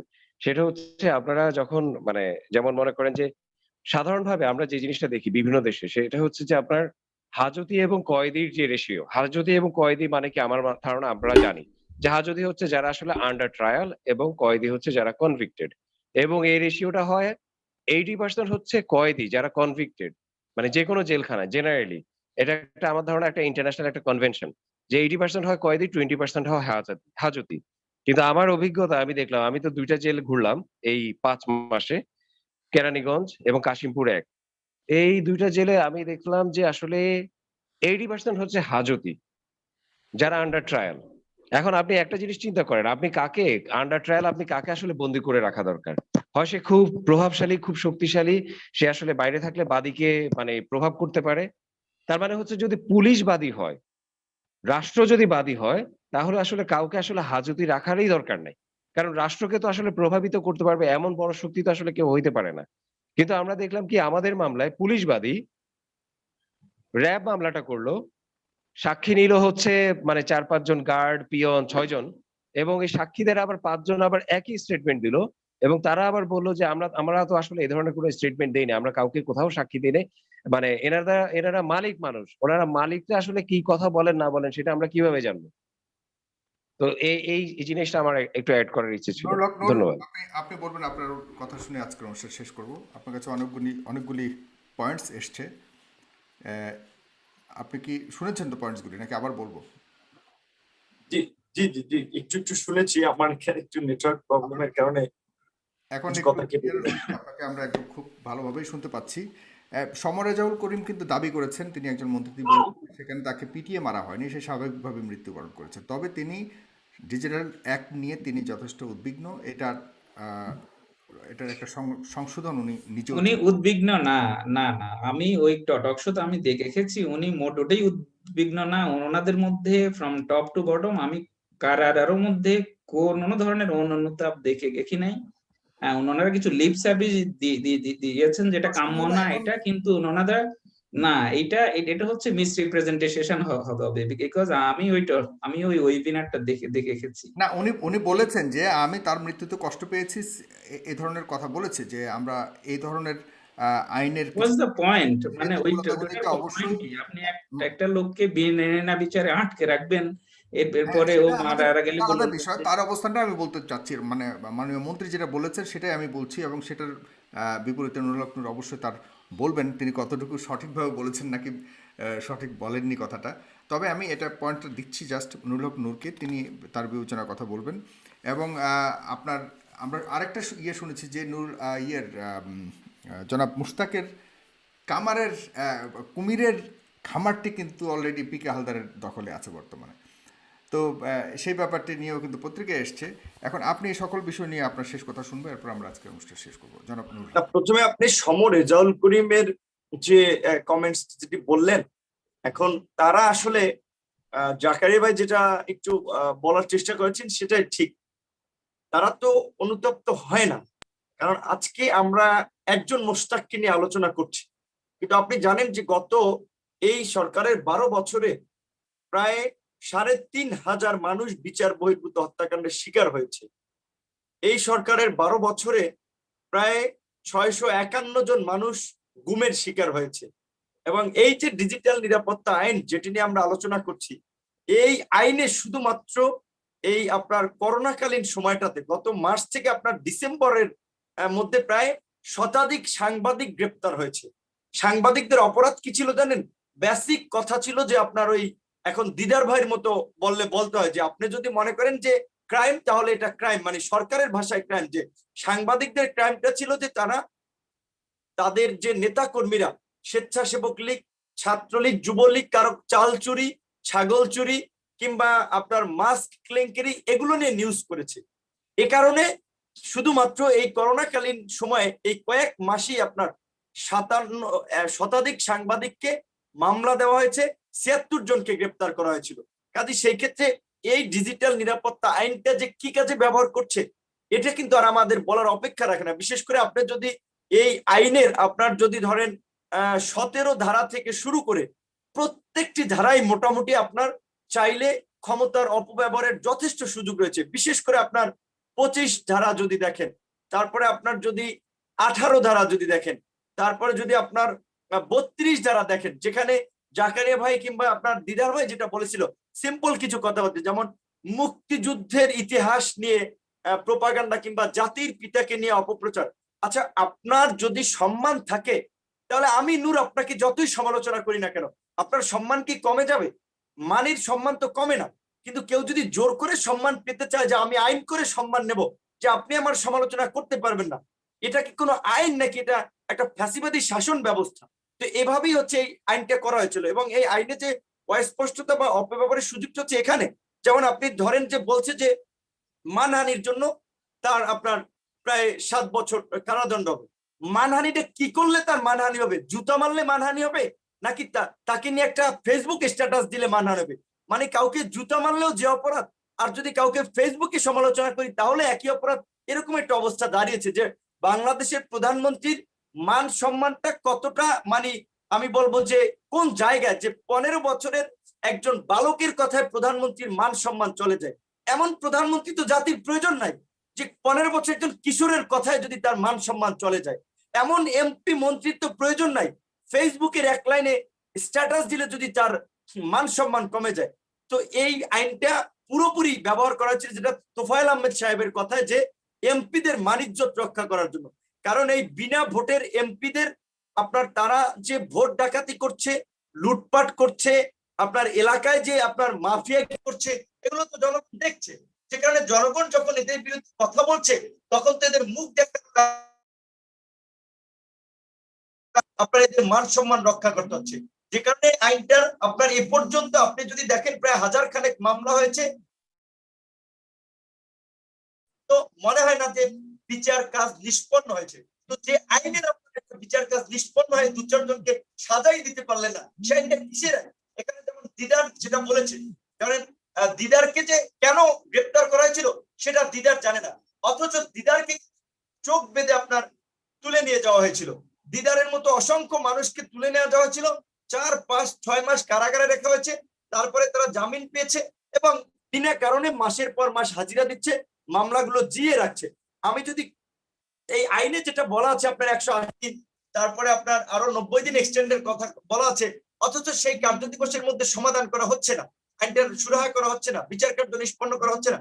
আমাদের ছাত্রনেতা রাশেদ খানের বিরুদ্ধে প্রধানমন্ত্রীকে কটূক্তির মামলা হয়েছিল 2018 সালে। এই 2021 সাল, 3 বছরে সেই মামলা চলছে। সুতরাং সম্পূর্ণ আপনার যদি বেসমেন্ট গুলো, গ্রাউন্ড গুলো আপনি বিবেচনা করেন, যে এই আইনটি শুধুমাত্র এই বিনা ভোটের সরকার, তাদের বিরুদ্ধে যারা সমালোচনা করছে, তাদের যারা আপনার সমালোচক কিংবা তাদের যারা আপনার কথা বলছে তাদের বিরুদ্ধে ব্যবহার করতে চায়। আপনি কিছুদিন আগে দেখেন যে বিডি নিউজ 24 এর সম্পাদক তৌফিক ইমরোজ খালেদি, তিনি বলেছিলেন যে তারা স্বাধীন সাংবাদিকতা করতে পারছেন না, সরকারের উচ্চ মহল থেকে আপনার সংবাদ সরিয়ে নিতে বলা হচ্ছে, চাপ প্রয়োগ করা হচ্ছে। যেমন আল জাজিরার নিউজটি নিয়ে, ইন্টারন্যাশনাল একটা মিডিয়া, আল জাজিরা কি বাংলাদেশের কোনো ভুইফোর চ্যানেল? ফক্স, সিএনএন, বিবিসি পরে আপনার আল জাজিরার অবস্থানটা প্রায়। তো সেই জায়গায় আল জাজিরা এত বড় একটা ইনভেস্টিগেটিভ ডকুমেন্টারি করলে, এতগুলো তথ্য দিলেও বাংলাদেশের গণমাধ্যমগুলো দেখেছেন এর উপরে একটা বিশ্লেষণ করতে, এর একটা অ্যানালিটিক্যাল ফার্দার আপনার রিপোর্ট এখানে আপনার উপস্থাপন করতে। বাংলাদেশের আপনার গণমাধ্যমগুলো সরকারের পক্ষ থেকে যে একটা বিবৃতি দেওয়া হয়েছিল যে এটি সরকার বিরোধী দুষ্টচক্রের কাজ, এটি জামাত শিবিরের কাজ, সেটি তারা প্রচার করলো এবং গণমাধ্যমে তাদের অসহায়ত্ব প্রকাশ করলো যে আমরা সরকারের দেওয়া বিবৃতিটা প্রকাশ করছি, কিন্তু কোন ঘটনার প্রেক্ষাপটে, আমরা কোন লাইন থেকে, কোন ব্যাখ্যার বিশ্লেষণে কি বলছি, সেগুলো আমরা বলতে পারছি না। কাজে এটা দ্বারা কিন্তু বোঝা যাচ্ছে যে বাংলাদেশের গণমাধ্যমগুলো কতটুকু আপনার সরকারের এই আপনার হাতে বন্দী। এমন আমি আপনাকে ছোট করে বললি, আমি একটা বলি, কিছুদিন আগে আমার একটা চ্যানেলে, বেসরকারি একটা চ্যানেলের টক শো ছিল, আমাকে আগের দিন কনফার্ম করেছে, কিন্তু পরের দিন যাওয়ার আগে আমাকে বলা হলো যে আপনার গোয়েন্দা সংস্থা থেকে বলা হয়েছে যে আপাতত নূরকে ডাকা যাবে না। বাংলাদেশের চ্যানেল টকশোতে কারা যাবে, কে বক্তব্য দিবে, সেটাও বাংলাদেশের গোয়েন্দা সংস্থা ঠিক করে দেয়। যে কারণে একজন সম্পাদক প্রধানমন্ত্রীর সংবাদ সম্মেলনে যে আপনার চাটুকারি করে এবং যেটা বলে আপনার তেলবাজি করে, যে মাননীয় প্রধানমন্ত্রী আপনি তো দেশকে উন্নয়নের সাগরে যে ভাসাচ্ছেন, 41 সালেও আপনি ভাসাবেন, সেই ভেলায় আমরা উঠবো, আর বাংলাদেশে একটা একনায়কতান্ত্রিক একটা বাকশালী রাষ্ট্র হবে। এটা হচ্ছে আমাদের দেশের বর্তমান গণমাধ্যমের একটা অংশের চরিত্র বা সাংবাদিকদের একটা অংশের চরিত্র। কাজে এখানে আমি যেটা আসলে বলতে চাই যে আপনার এই আইনটি পুরোপুরি আপনার অপব্যবহার করা হচ্ছে, এই আইনটিকে কোনোভাবেই রাখা যাবে না। আইন আবার এই, কারণ যেহেতু এটা কালো আইন, এই আইনে যেহেতু নাগরিকদের মানবাধিকার লঙ্ঘিত হয়েছে, নাগরিকরা হত্যাকাণ্ডের শিকার হয়েছে, প্রয়োজনে যেমন বিজিবি কে আপনার বিডিআর কে যেভাবে আপনার পোশাক চেঞ্জ করেছে, নাম চেঞ্জ করেছে, বিজিবি থেকে আপনার বিডিআর থেকে বিজিবি হয়েছে, ঠিক একইভাবে ডিজিটাল নিরাপত্তা আইনকে আবার অন্য নামে প্রয়োজনে একটা নতুন আইন করতে হবে। আপনি যেটা বলেছেন, অবশ্যই বাংলাদেশ ডিজিটাল হচ্ছে, ডিজিটাল নিরাপত্তা দরকার আছে। এখানে জাকারিয়া ভাই বলেছেন যে বাংলাদেশ যে আন্তর্জাতিক মানবাধিকার যেসব চুক্তিগুলোকে সমর্থন করেছে, এই আইন সেসব চুক্তিকে ভায়োলেট করে, এই আইন সেসব চুক্তিকে রক্ষা করে না। কাজে আমার কথা, আমাকে দরকার নাই ডিজিটাল নিরাপত্তা আইন করতে। অ্যামনেস্টিতে যেখানে জাকারিয়া ভাইরা কাজ করেন, জাকারিয়া ভাইদের একজন প্রতিনিধি রাখুক, হিউম্যান রাইট ওয়াচের একটা প্রতিনিধি রাখুক, বিশ্ববিদ্যালয়ের একজন শিক্ষক, একজন সিভিল সোসাইটির নাগরিক, অর্থাৎ একটা কমিটি করে এই আইনকে প্রয়োজনে আবার নতুন রূপে একটা আইন করুক। কিন্তু এই 18 সালের যে ডিজিটাল নিরাপত্তা কালো আইন, যেটাকে অনেকে বলে বাকশালী আইন, যে এই বিনা ভোটের সরকারের মান সম্মান ইজ্জত রক্ষার আইন, এই আইন দিয়ে তো জনগণের কল্যাণ হচ্ছে না, জনগণের জন্য এই আইন করা হচ্ছে না। কাজেই এই আইনকে বাতিল করতে হবে। এবং এখানে আমরা যেটা স্পষ্ট ভাষায় বলতে চাই যে আগে হয়নি তাই বলে আমরা পারবো না, অমুকে পারেনি আমরা পারবো না, আগে হয়নি কাল পারবো না, এটা না। আসলে আমরা সামগ্রিকভাবে বিভিন্ন গোষ্ঠী, বিভিন্ন দল সংগঠন থেকে প্রতিবাদ করছি, কিন্তু আমাদের মৌলিক দাবি এক অভিন্ন, যে এই কালো আইন বাতিল করতে হবে। এবং আগামী 3 তারিখ যে প্রধানমন্ত্রীর কার্যালয় অভিমুখী যে নাগরিক সমাজের যে গণপদযাত্রা এবং নাগরিক সমাবেশ রয়েছে, আমরা আশা করি যে অন্তত সেখান থেকে একটা কিছু হবে। কারণ আসলে এই মুহূর্তে এটা ঠিক যে বাংলাদেশে যেভাবে ফ্যাসিবাদের একটা কাঠামো গড়ে উঠেছে, কারণ দেখেন পুলিশ আজকে ছাত্রলীগ যুবলীগের ভূমিকা অবতীর্ণ হয়েছে, সব পুলিশ না, পুলিশের একটা অংশ। এই যে সেনাবাহিনী, একজন সেনা প্রধান তো কখনোই একটা পুরো তার কাজের জন্য একটা সেনাবাহিনী দায় নিতে পারে না, অথচ এই সেনা প্রধানের বিতর্কিত কর্মকাণ্ডের জন্য আমার সেনাবাহিনী কিন্তু বিতর্কিত হচ্ছে। কিন্তু দেখেন এই মাফিয়ারা, এই সরকারের এমপি মন্ত্রীরা কিন্তু প্রতিনিয়ত একই ঢোল পেটাচ্ছেন যে এটা সরকার বিরোধীদের কাজ। কাজে সেক্ষেত্রে রেজাউল সাহেব কি বললেন সেই কথায় এদেশের জনগণের কিছু আসে যায় না। স্বয়ং রেজাউল করিম কেন, প্রধানমন্ত্রীর কথার উপরেই তো জনগণ আপনার আস্থা নেই, কারণ প্রধানমন্ত্রী আমাদের ছাত্রদের সাথেও প্রতারণা করেছে, বেইমানি করেছে। যে আমরা যখন 2018 সালে কোটা সংস্কার আন্দোলন করলাম, তখন আমাদের দাবি ছিল যে কোটা যৌক্তিক সংস্কার। সেখানে যখন সারা দেশের ছাত্ররা রাজপথে নেমে আসলো, স্বতঃস্ফূর্ত ভাবে ছাত্রদের আন্দোলনে সারা দেশ অচল হয়ে গেল। মানে আমরা যেটা বলে যে চাইলাম জল পাইলাম শরবত, আমরা চাইলাম কোটার যৌক্তিক সংস্কার, প্রধানমন্ত্রী সংসদে বলে দিলেন যে কোটাই থাকবে না, কোটা বাতিল।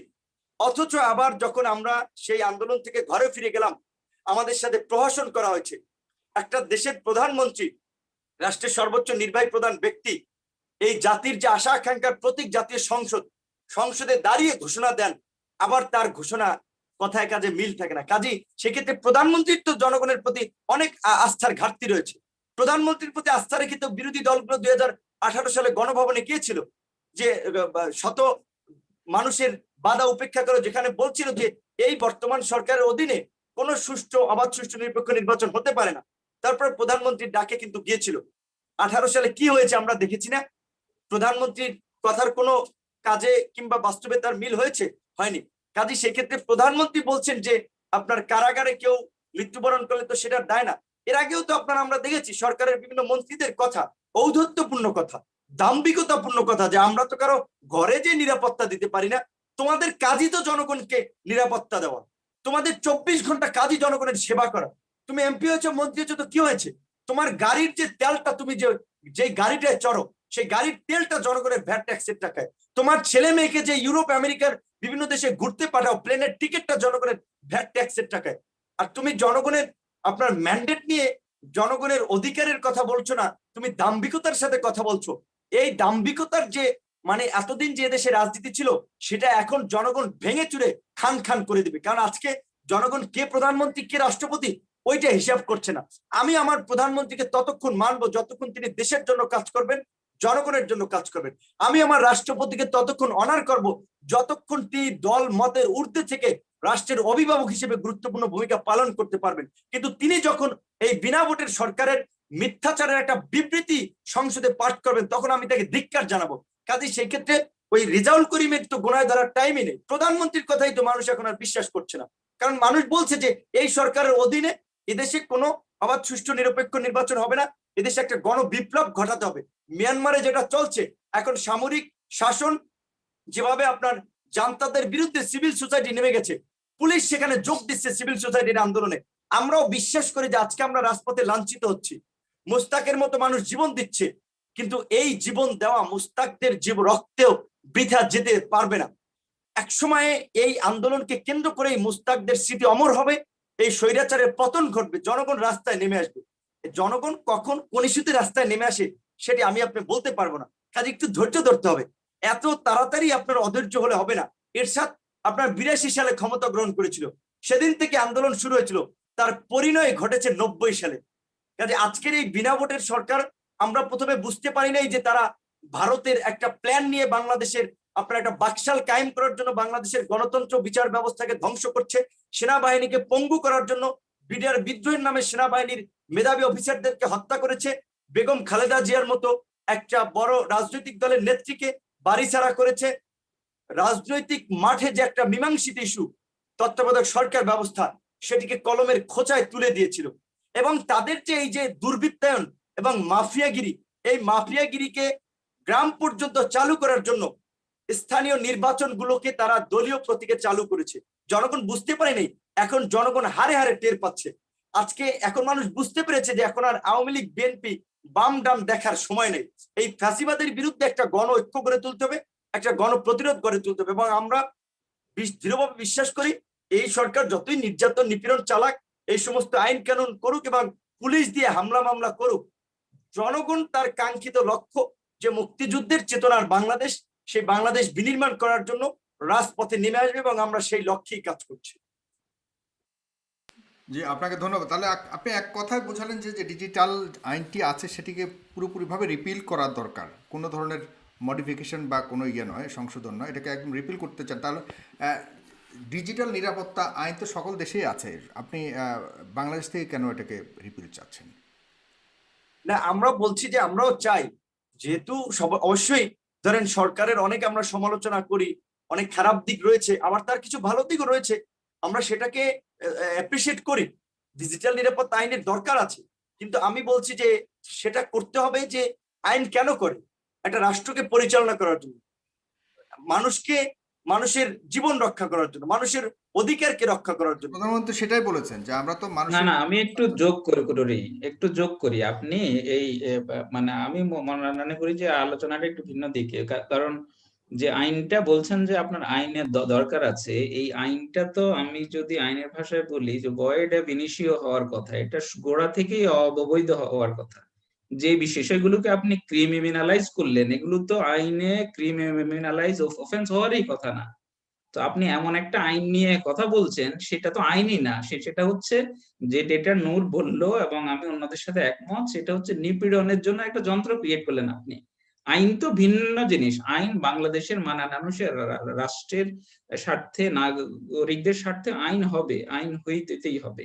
কিন্তু আমি যতটুকু স্ট্যাটিস্টিক্স দেখেছি, এবং নূর এটা সঠিকভাবে বললেন, এই আইনে এখন পর্যন্ত গত বছরে যতগুলো মামলা হয়েছে, আমি কালকে একটা প্রেজেন্টেশন দেখছিলাম, একটা মামলারও নিষ্পত্তি হয় নাই। এবং আপনি যদি যে মামলাগুলো ভেঙে দেখেন, যে পারপাসে আমি তো ডিজিটাল সিকিউরিটি যে বিষয়গুলো নিয়ে আমি কনসার্ন, যে হ্যাকিং হইতে পারে, যে একজনকে হ্যারেস করা হইতে পারে, ইন্ডিভিজুয়াল ক্রাইম, সেই সবগুলো আপনি যদি একটু ভেঙে দেখেন, এই মামলার আপনি 1% বা 5% কেস পাবেন কিনা আমার সন্দেহ আছে, যেটা দ্যাট পারপাস সার্ভ করে। তার মানে এই মামলার যে ওভারওয়েলমিং ইউজটা একটা মোটা দাগে 90%, 95% যেসব মামলা, এই মামলাগুলোর প্যাটার্ন দেখলেই তো আপনি বুঝবেন। এবং আপনি প্রাইম মিনিস্টার রিয়াকশন দেখেন, মানে শি সিম্পলি শাকড অফ, যে না এটা তো এটা মানে এই সবচেয়ে ধরনের মানে আইন দরকার। ভয়ঙ্কর দিক হলো যে 2018-তে যে নিরাপত্তা আইনটা করা হয়েছে, যে কোনো ব্যক্তিকে সন্দেহজনক ভাবেও গ্রেফতার করতে পারবে। না, মানে এই মানে যে জিনিসটা আমি বলার চেষ্টা করছি, যে এটা বাংলাদেশের, এবং অনেক এক্সপার্ট বলছেন এটা ইউনিক, এটা আমরা 4-8 জন আছি এখানে, অন্যান্য ল এক্সপার্ট আসলেও বাংলাদেশে এই আইনে যে বিষয়গুলো আছে, এটা পৃথিবীর আপনি অন্য কোথাও পাবেন না। আমরা মাঝে মধ্যে বলি যে উগান্ডার কথা, হ্যাঁ, একটা কাল্পনিক উগান্ডার রাষ্ট্র, তো এইটা আপনি কাল্পনিক উগান্ডা রাষ্ট্রে পেতে পারেন, কিন্তু কোনো বাস্তবের কোনো রাষ্ট্রে এই ধরনের কোনো আইন নেই। এত সুইফটলি এবং এত ভেগলি ওয়ার্ডেড, এত বাজেভাবে ড্রাফটিং করা, এবং এত মানে যেটা ক্রাইম না, আপনি সেটাকে ক্রাইম বলা, মানে এইটা হচ্ছে একটা রাম রাজত্বের মতো। মানে আপনি জনগণের প্রতি যে আপনার ন্যূনতম কোনো দায়বদ্ধতা নাই, এবং আপনি ক্ষমতাটাকে কনসোলিডেট করতে জোর জবরদস্তি, যেটা ওরা আছে বলছে ওইভাবে। আমি আপনার আরেকটা প্রশ্ন করে শেষ করবো আজকের অনুষ্ঠান। মানে যে কোনো কর্মকাণ্ডের বিরুদ্ধে আপনাদেরকে বলা হয় রাষ্ট্রের বিরোধিতা করে থাকেন আপনারা। আসলে রাষ্ট্রের বিরোধিতা, সরকারের সমালোচনা, রাষ্ট্রের বিরোধিতা, এই দুটো জিনিস সংজ্ঞায়িত করার ক্ষেত্রে আসলে মানে একটু আমরা অনেক সময় বুঝতে পারি না কোনটা যে রাষ্ট্র বিরোধিতা, কোনটা সরকার বিরোধিতা। সরকার বিরোধিতা করবার জন্য ডেফিনেটলি প্রত্যেকটা নাগরিকের অধিকার রয়েছে। তো রাষ্ট্রের বিরোধিতা আপনারা করে থাকেন, এই ধরনের কিছু দাবি মাঝে মধ্যে উঠানো হচ্ছে বা হয়, সেগুলিকে আপনি কিভাবে দেখেন? এইটা আমরা বলেছি, ধরেন প্রথমে এই মোস্তাক হত্যাকাণ্ডের পরে রাতে একটি বিক্ষোভ হয়েছিল, সেখানে আমাদের কিছু ছাত্র বন্ধুরা বলেছিল যে রাষ্ট্র মোস্তাকের হত্যাকারী। তখন আমি ওই গায়বানা জানাজে পরের দিন ওইখানেই বলেছিলাম যে দেখেন, রাষ্ট্র তো আপনিও রাষ্ট্রের একটা অংশ, রাষ্ট্র তো আর আওয়ামী লীগকে নিয়ে না। এখন এই মোস্তাক হত্যাকাণ্ডের শিকার কেন হয়েছে? ক্ষমতাসীনদের ক্ষমতায় থাকার জন্য, বাংলাদেশকে একনায়কতান্ত্রিক দেশে পরিণত করার জন্য যে কালো আইন করেছে, সে আইনের শিকার হয়। কাজী এইটা আমরা ওভারঅল রাষ্ট্রের দোষ দিতে পারি, এখানে সরকারি দলের দোষ, এবং এর দায় প্রধানমন্ত্রী, এর দায় মন্ত্রিসভা, এর দায় এমপিদের, মন্ত্রীদের। কারণ যেই সংসদ এরকম একটি কালো আইনকে পাশ করেছে, এখানে আপনি যদি প্রধানমন্ত্রীর নিরাপত্তা উপদেষ্টা, আন্তর্জাতিক উপদেষ্টা গহর রিজভির যে ডয়চে ভেলে টিম সেবাস্টিয়ানের যে একটা টক শো, সেখানে তিনি কিন্তু স্বীকার করেছেন যে এই আইনের অপপ্রয়োগ হচ্ছে। এবং আমি বলছিলাম যে এখানে ধরেন ওই ডিটেলস আইনটা নিয়ে আলাপ করতে হলে অনেক সময়ের দরকার, শেষ সময় এখন। আমি বলছিলাম যে এখানে বলা হচ্ছে যে মানহানি করলে আপনার এই শাস্তি, কিন্তু কি করলে আপনার মানহানি হবে তার স্পষ্ট ব্যাখ্যা এখানে নাই। ধর্মীয় অনুভূতিতে আঘাত, কি করলে যে ধর্মীয় অনুভূতিতে আঘাত হবে সেটার এখানে ব্যাখ্যা নাই। মুক্তিযুদ্ধকে নিয়ে অপপ্রচার, প্রপাগান্ডা। এখন অপপ্রচার তো আপনি সরকার মতো সাজাচ্ছে, যেটা বলছি একটা আইনেরও নিষ্পত্তি হয়নি। এমনকি আন্তর্জাতিক যে আপনার আলোকচিত্রী যে আপনার শহীদুল আলমের মতো ব্যক্তিকে দেখেন, তাকে আটক করা হয়েছিল। কেন আটক করা হয়েছিল? আপনার আল জাজিরাতে যে নিরাপদ সড়ক আন্দোলনের সময় তিনি একটি কমেন্ট করেছিলেন, তখন সরকার বলল যে এটা রাষ্ট্র বিরোধী বা এটা রাষ্ট্রকে অস্থিতিশীল করছে। কাজী এই সরকারের যে প্রয়োগটা সম্পূর্ণ কিন্তু রাজনৈতিক উদ্দেশ্য প্রণোদিত ভাবে রাজনৈতিক প্রতিপক্ষকে দমন করার জন্য। সেই ক্ষেত্রে আমরা আবারও বলছি যে আমরা আইনের বিরোধী না। রাষ্ট্র পরিচালনা করার জন্য জনগণের জন্য আইনের দরকার আছে, কিন্তু সে আইনটা, প্রথম কথা হচ্ছে এই সরকারি আপনার আইন করার কোনো নৈতিক আপনার মানে দায় বা নৈতিক ভিত্তি নাই তাদের আইন করার, কারণ এই সংশোধিত অবৈধ। তারপরেও তারা যদি আইন করে থাকে, সেখানে যদি আমি বলছিলাম যে বাংলাদেশে তো আপনার বাংলাদেশ বিভিন্ন উন্নয়ন সহযোগী সংগঠনগুলো, মানবাধিকার সংগঠন অনেকগুলো সংস্থার সাথে কাজ করে। সেই ক্ষেত্রে যদি জাকারিয়া ভাই অ্যামনেস্টিতে কাজ করেন, তাদের একজন প্রতিনিধি রাখতো, অন্যান্য সংগঠনের একজন প্রতিনিধি রাখতো, সিভিল সোসাইটির একজন প্রতিনিধি রাখতো, এবং যেটাকে বলে গণশুনানি, এরকম যদি একটু পাবলিক কানেক্টেড করে পাবলিকের কথা চিন্তা করে যদি আইন করতো, তাহলে কিন্তু আমরা বিরোধিতা করতাম না। বাংলাদেশে তো আরো অসংখ্য আইন রয়েছে, আমরা কেন ডিজিটাল নিরাপত্তা আইনের শুধু বিরোধিতা করছি? কারণ আমরা দেখতে পাচ্ছি তো এই আইনটা শুধুমাত্র ভিন্ন মত দমন এবং বিরোধী দলের ক্ষেত্রেই ব্যবহার করা হচ্ছে। এবং আপনি অবাক হবেন যে এই আইনে আপনার বিশ্ববিদ্যালয়ের বেশ কয়েকজন শিক্ষককেও আপনার মিথ্যা মামলায় তাদেরকে কারাগারে পাঠানো হয়েছে এবং অনেকেরকে চাকরিচ্যুত ঘটিয়েছিল। কোটা সংস্কার আন্দোলনের সময় চট্টগ্রাম বিশ্ববিদ্যালয়ের 2 শিক্ষক, মাইদুল ইসলাম মেয়ার রাজি, তারপরে বেগম রোকেয়া বিশ্ববিদ্যালয়ের 1 শিক্ষক, তারপরে খুলনা বিশ্ববিদ্যালয়ের 1 শিক্ষক, এরকম অনেক শিক্ষককে তাদের অপরাধ ছিল 2-1 লাইন ফেসবুকে লেখা। কাজে সেই ক্ষেত্রে আমরা বলছি যে এই আইনটা জনগণের মত প্রকাশের অধিকার কেড়ে নিচ্ছে, জনগণের বাক স্বাধীনতার পথে অন্তরায়, জনগণের লেখালেখির ক্ষেত্রে অন্তরায় এবং মুক্ত সাংবাদিকতার ক্ষেত্রে অন্তরায়। সে কারণে আমরা বলেছি যে এই আইন আপনার এই আইনটাকে বাতিল করতে হবে, এটা একটা কালো আইন। সুতরাং এই আইন যতদিন পর্যন্ত বাতিল না হয়, আমাদের যে বিভিন্ন সংগঠনের যে কার্যক্রম, প্রতিবাদ, সেগুলো ধারাবাহিকভাবে চলবে এবং আমরা এর শেষ দেখে ছাড়বো। জি, দিদারুল আলম, দিদারুল ভূঁইয়া, আপনার কাছে শুধু 1 মিনিট সর্বোচ্চ, কারণ আপনাকে শেষ দিকে সময় দেওয়া হয়নি, এরপর আমরা অনুষ্ঠান শেষ করছি।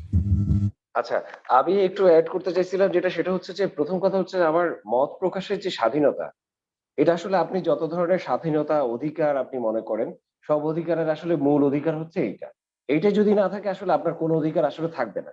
তো ডিজিটাল সিকিউরিটি অ্যাক্ট, এই জন্য এটা অবশ্যই অবশ্যই অবশ্যই অবশ্যই এটা বাতিল হইতে হবে। এটা হচ্ছে প্রথম কথা আমার।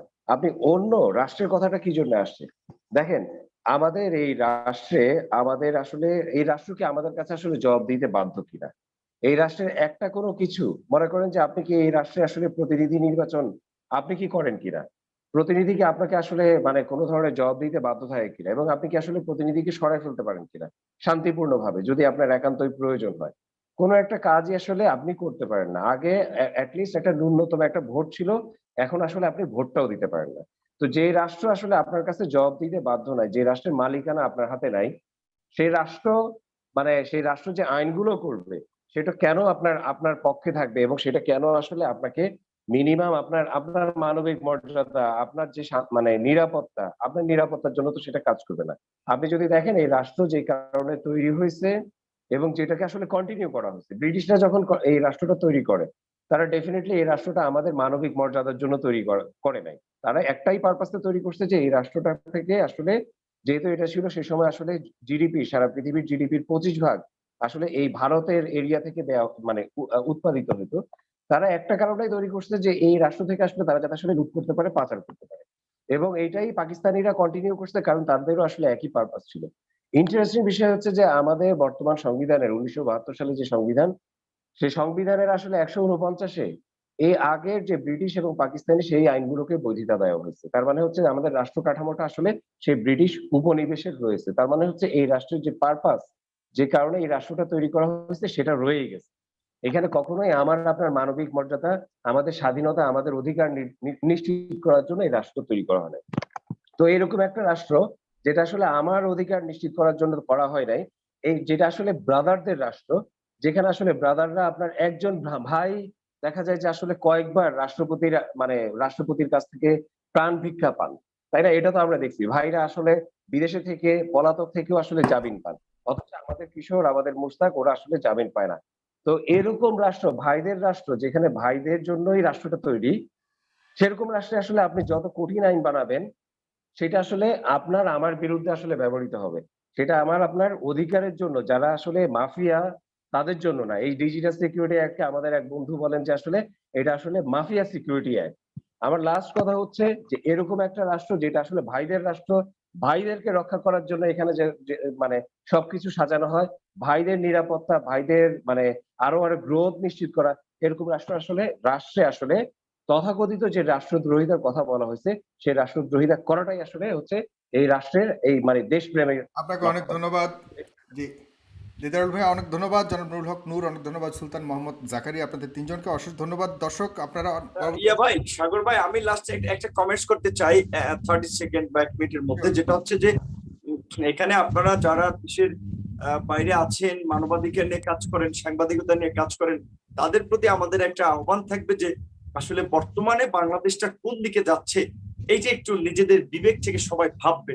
কারণ আলটিমেটলি তো দেশটা আওয়ামী লীগ কিংবা বিএনপির কোনো ভাগ বাটোয়ারা রুটি না, যে অর্ধেক আওয়ামী লীগ খাবে অর্ধেক বিএনপি খাবে। 5 বছর আওয়ামী লীগ খেয়েছে, পরের বার বিএনপি খাবে। দেশটা কিন্তু আমাদের সবার। কাজে এই যে বাংলাদেশে যে একটা বিচারহীনতার সংস্কৃতি গড়ে উঠছে এবং বিদেশি অপশক্তির প্রশ্রয়ে যে এখানে একটা একদলীয় শাসন ব্যবস্থা আপনার আস্থা না গেড়ে বসেছে, আমরা যদি এখনই রুখে দাঁড়াতে না পারি, তাহলে বাংলাদেশের অবস্থা কিন্তু আপনার ভয়াবহ রূপ ধারণ করবে। কারণ ভৌগোলিক কারণে বাংলাদেশ কিন্তু বিভিন্ন রাষ্ট্রের কাছেই গুরুত্বপূর্ণ। যেমন ধরেন, কৌশলগত কারণে আমেরিকা চায় যে তার দিকে টানতে, ভারত চায় বাংলাদেশকে তার পেটের মধ্যে রাখতে, চীন চায় বাংলাদেশকে তার কাছে রাখতে।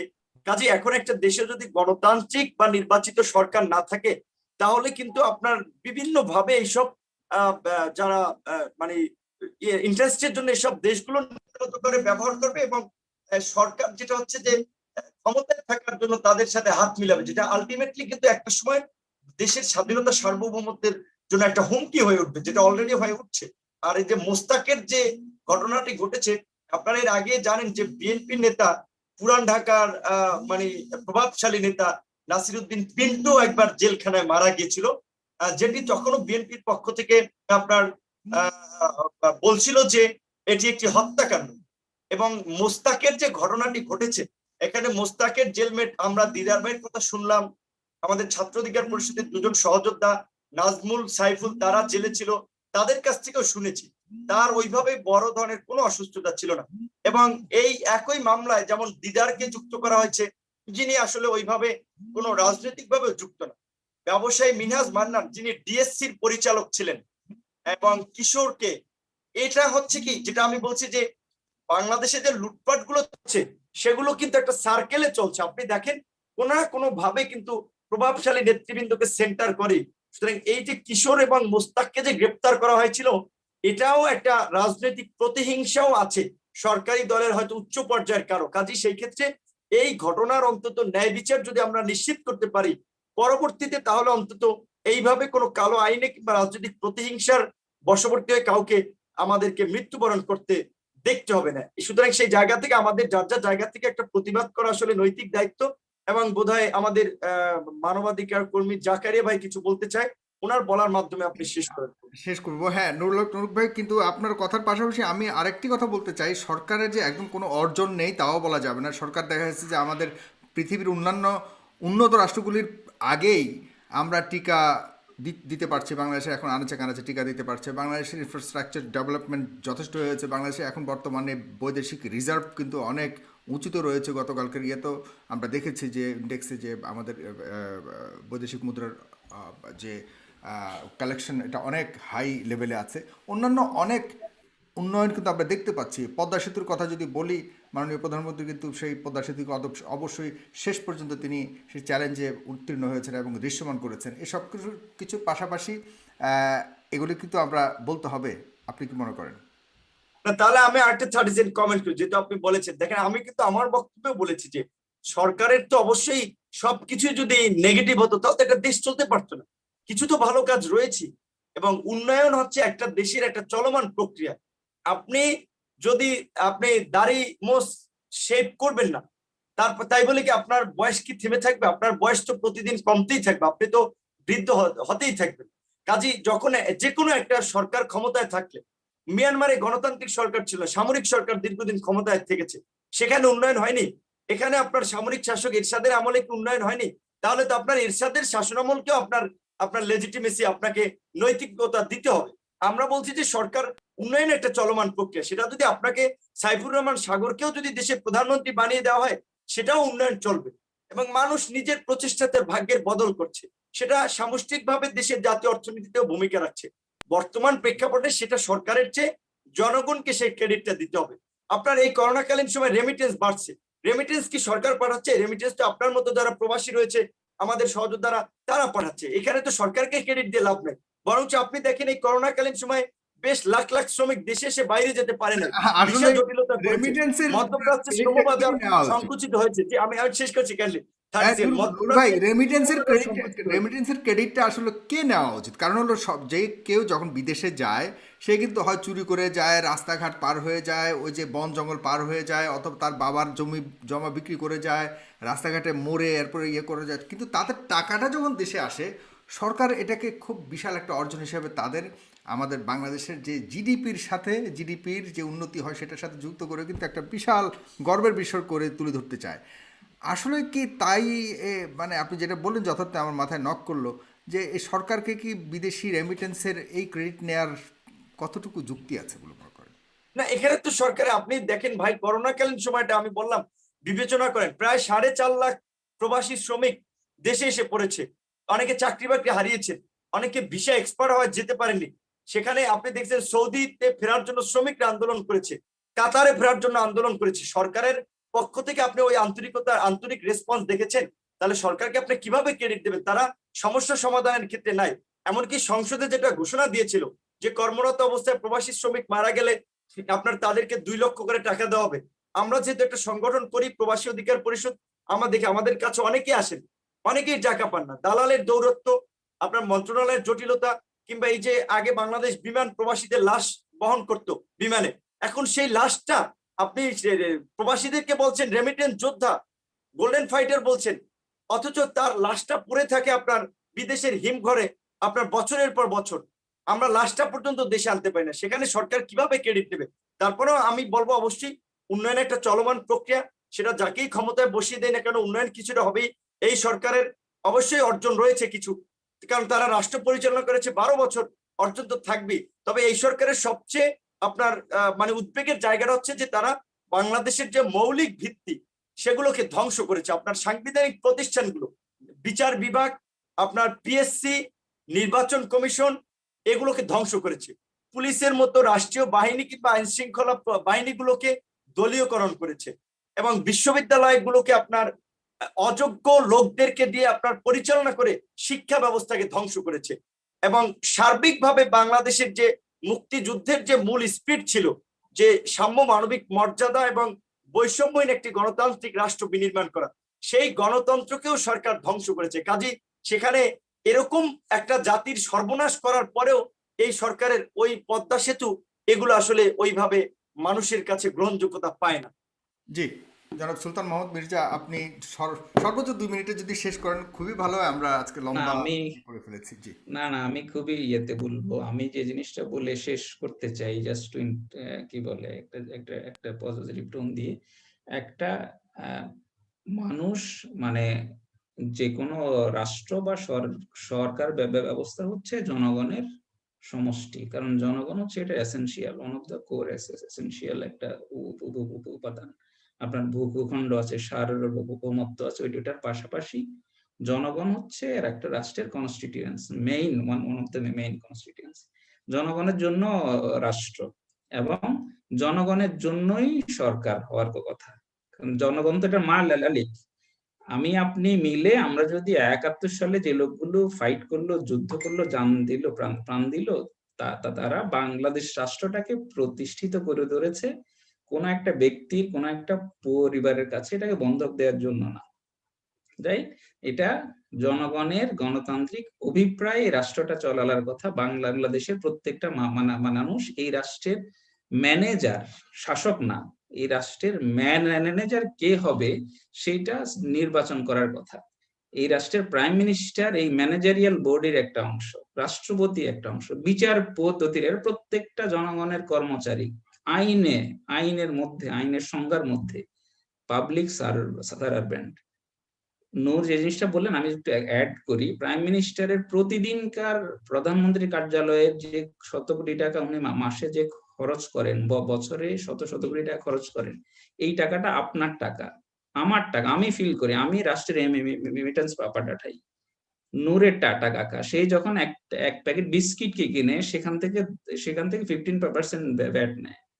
যে একটা রিক্সা চালক 800 টাকা আয় করে, যে একটা গার্মেন্টস শ্রমিক মাথার ঘাম পায়ে ফেলে 10,000 টাকা আয় করে, সে যখন এক প্যাকেট বিস্কিট কিনে, এক প্যাকেট দুধ কিনে, একটা জামা কিনে, তো তার কাছ থেকে তো 15% ভ্যাট নিচ্ছে। তার টাকায় প্রাইম মিনিস্টারের বেতন হয়। প্রাইম মিনিস্টার জবাব দিবে না কেন? আপনার রাষ্ট্রপতি জবাব দিবে না কেন? আপনার টাকায়, জনগণের টাকায় যদি তাদের বেতন হয়, তাদের এই যে পাইক পেয়াদারদের আমরা পুষছি, হ্যাঁ, আমি একজন নাগরিক হিসেবে বলছি, আমি অ্যামনেস্টির পক্ষ থেকে বলছি না, অবশ্যই আমিও বাংলাদেশ রাষ্ট্রের নাগরিক, আমি স্টেট, আমারও টাকা আছে, আমার বেতনের টাকা। বাংলাদেশের প্রত্যেকটা বিশ্ববিদ্যালয়ে, কলেজে, বেসরকারি প্রতিষ্ঠানে যারা বেতন পান, চাকরিজীবী, মধ্যবিত্ত, প্রত্যেকে চাকুরির টাকা বেতন দেওয়ার আগে বেতন থেকে আমরা আসলে বিষয়গুলি সবাই জানি, এই প্রশ্নগুলি সবসময় করে থাকি। না, বাট আমি যে জিনিসটা বলে শেষ করতে চাই, যে মত প্রকাশের স্বাধীনতার প্রশ্নটা আসলো কেন?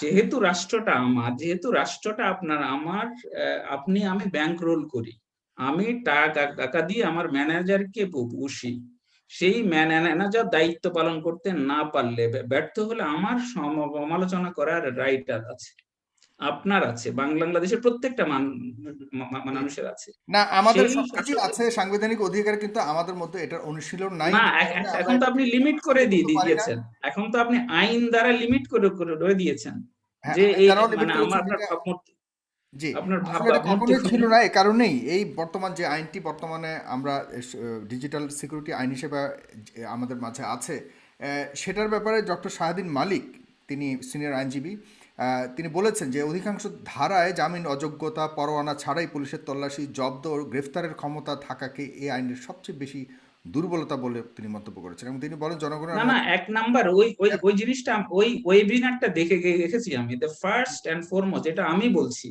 আমি আপনাকে বলছি এবং চারজনকে, দেশবাসীকে, প্রথম জিনিস হচ্ছে, এখানে এই আইনে এমন বিষয়কে আপনি ক্রিমিনালাইজ করলেন, ফৌজদারি কার্যবিধির মধ্যে আনলেন, যেটা ক্রাইম না, যেটা সিভিল ল সুইট হতে পারে এট বেস্ট, ডিফেমেশন, লাইবেল, স্ল্যান্ডার, এগুলো ক্রিমিনাল অফেন্স হয় কেমনে?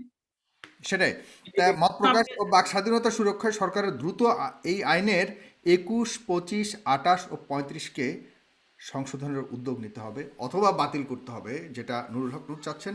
সব কিছু মিলিয়ে সরকারের কাছে আবেদন করব, সরকার যদি এই ডিজিটাল সিকিউরিটি আইন নিয়ে আবারও পুনর্বিবেচনা করে এবং সাধারণ মানুষের কথা বলবার মতো, সেটা সবাই বলছে, আমিও বলার চেষ্টা করছি, আমিও পারছি, কিন্তু অনেকেই পারছে না, সুতরাং সবাই যেন কথা বলতে পারে সেই ব্যবস্থা করে দিবে আমাদের এই। একটা ব্যক্তিগত অভিজ্ঞতা বলে শেষ করি। আমি একটা আন্তর্জাতিক মানবাধিকার সংস্থায় কাজ করি, আমি ফেসবুকে বা সোশ্যাল মিডিয়াতে আমার একটা ব্লগ আছে, আমি লিখি। আমি আমার কথাটা বলছি, দেশবাসীর এটা জানা উচিত। আমাকে ব্যক্তিগতভাবে আওয়ামী লীগের একজন নেতা ফোনে বলেছেন যে আমি প্রাইম মিনিস্টারের বিরুদ্ধে লিখতে পারবো না। আমাকে বলেছে যে আপনি প্রাইম মিনিস্টারের বিরুদ্ধে লিখছেন কেন? আমি বলছি, প্রাইম মিনিস্টার বাংলাদেশ রাষ্ট্রের একজন এক্সিকিউটিভ, বেতনভুক্ত রাষ্ট্রের কর্মচারী, আপনি সমালোচনা করতে পারবেন না? সেখানে আমাকে যদি থ্রেটটা দেয়া হতে পারে, আমি জাস্ট বলছি, তাহলে আপনি সাধারণ মানুষের কি অবস্থা আপনি এবার দেখেন। হ্যাঁ, সেটা আমরা প্রতিনিয়ত দেখতে পাচ্ছি। ডেফিনিটলি আমরা এ ব্যাপারে সবাই উদ্বিগ্ন এবং আমরা চাই সরকার এই ডিজিটাল আইন নিয়ে আবারও পুনর্বিবেচনা করুক, এবং নুরুল হক নূরের সাথে আমি মোটামুটি বলবো যে হয় সংশোধন করুক অথবা একেবারে বাতিল করুন। তবে সংশোধন করে যদি ডিজিটাল সিকিউরিটি আইনের দরকার আছে, সারা পৃথিবীতেই আছে। এখন যেহেতু আমরা ডিজিটাল গ্লোবালাইজেশনের যুগে আছি, ডিজিটাল সিকিউরিটি আইন প্রয়োজন। বাট এই প্রয়োজন যেন আমাদের সাধারণ মানুষের মাথার উপর বোঝা হয়ে না যায়, আমরা যেন নির্যাতিত না হই। অবশ্যই সেটাকে বিবেচনা করতে হবে। আদারওয়াইজ এভাবেই আমরা মুশতাকের মৃত্যু দেখতে পারবো, যার কখনোই আমরা কোনো সমাধান পাবো না। এবং এটা ভবিষ্যতের জন্য হিতে বিপরীত হয়ে না দাঁড়ায়, সেদিকে লক্ষ্য রাখার জন্য আমি সরাসরি মাননীয় প্রধানমন্ত্রী শেখ হাসিনার কাছে শেখ হাসিনার কাছে অনুরোধ করছি। দর্শক, আপনারা অবশ্যই এই অনুষ্ঠানটিকে শেয়ার করবেন। এখানে অনেক ইনফরমেশন ছিল, এবং আপনারা যারা প্রথম থেকে দেখতে পারেনি তারা দেখার জন্য আপনারা আপনাদের টাইমলাইনে শেয়ার করে দিবেন, এবং আমাদের ইউটিউব চ্যানেলটিকে সাবস্ক্রাইব করবেন, এবং অবশ্যই বেল আইকনটি ক্লিক করবেন। তাহলে পরবর্তী অনুষ্ঠান আপনাদের এখানে নোটিফিকেশন যাবে, আপনারা সময় মতো দেখতে পারবেন। এবং আজকের অনুষ্ঠান একটু দেরিতে শুরু করার জন্য আমি আবারও ক্ষমা চেয়ে নিচ্ছি, আমি দুঃখিত। আগামী অনুষ্ঠান দেখার জন্য আহ্বান জানিয়ে এখানে শেষ করছি। ভালো থাকবেন, সুস্থ থাকবেন। আসসালামু আলাইকুম।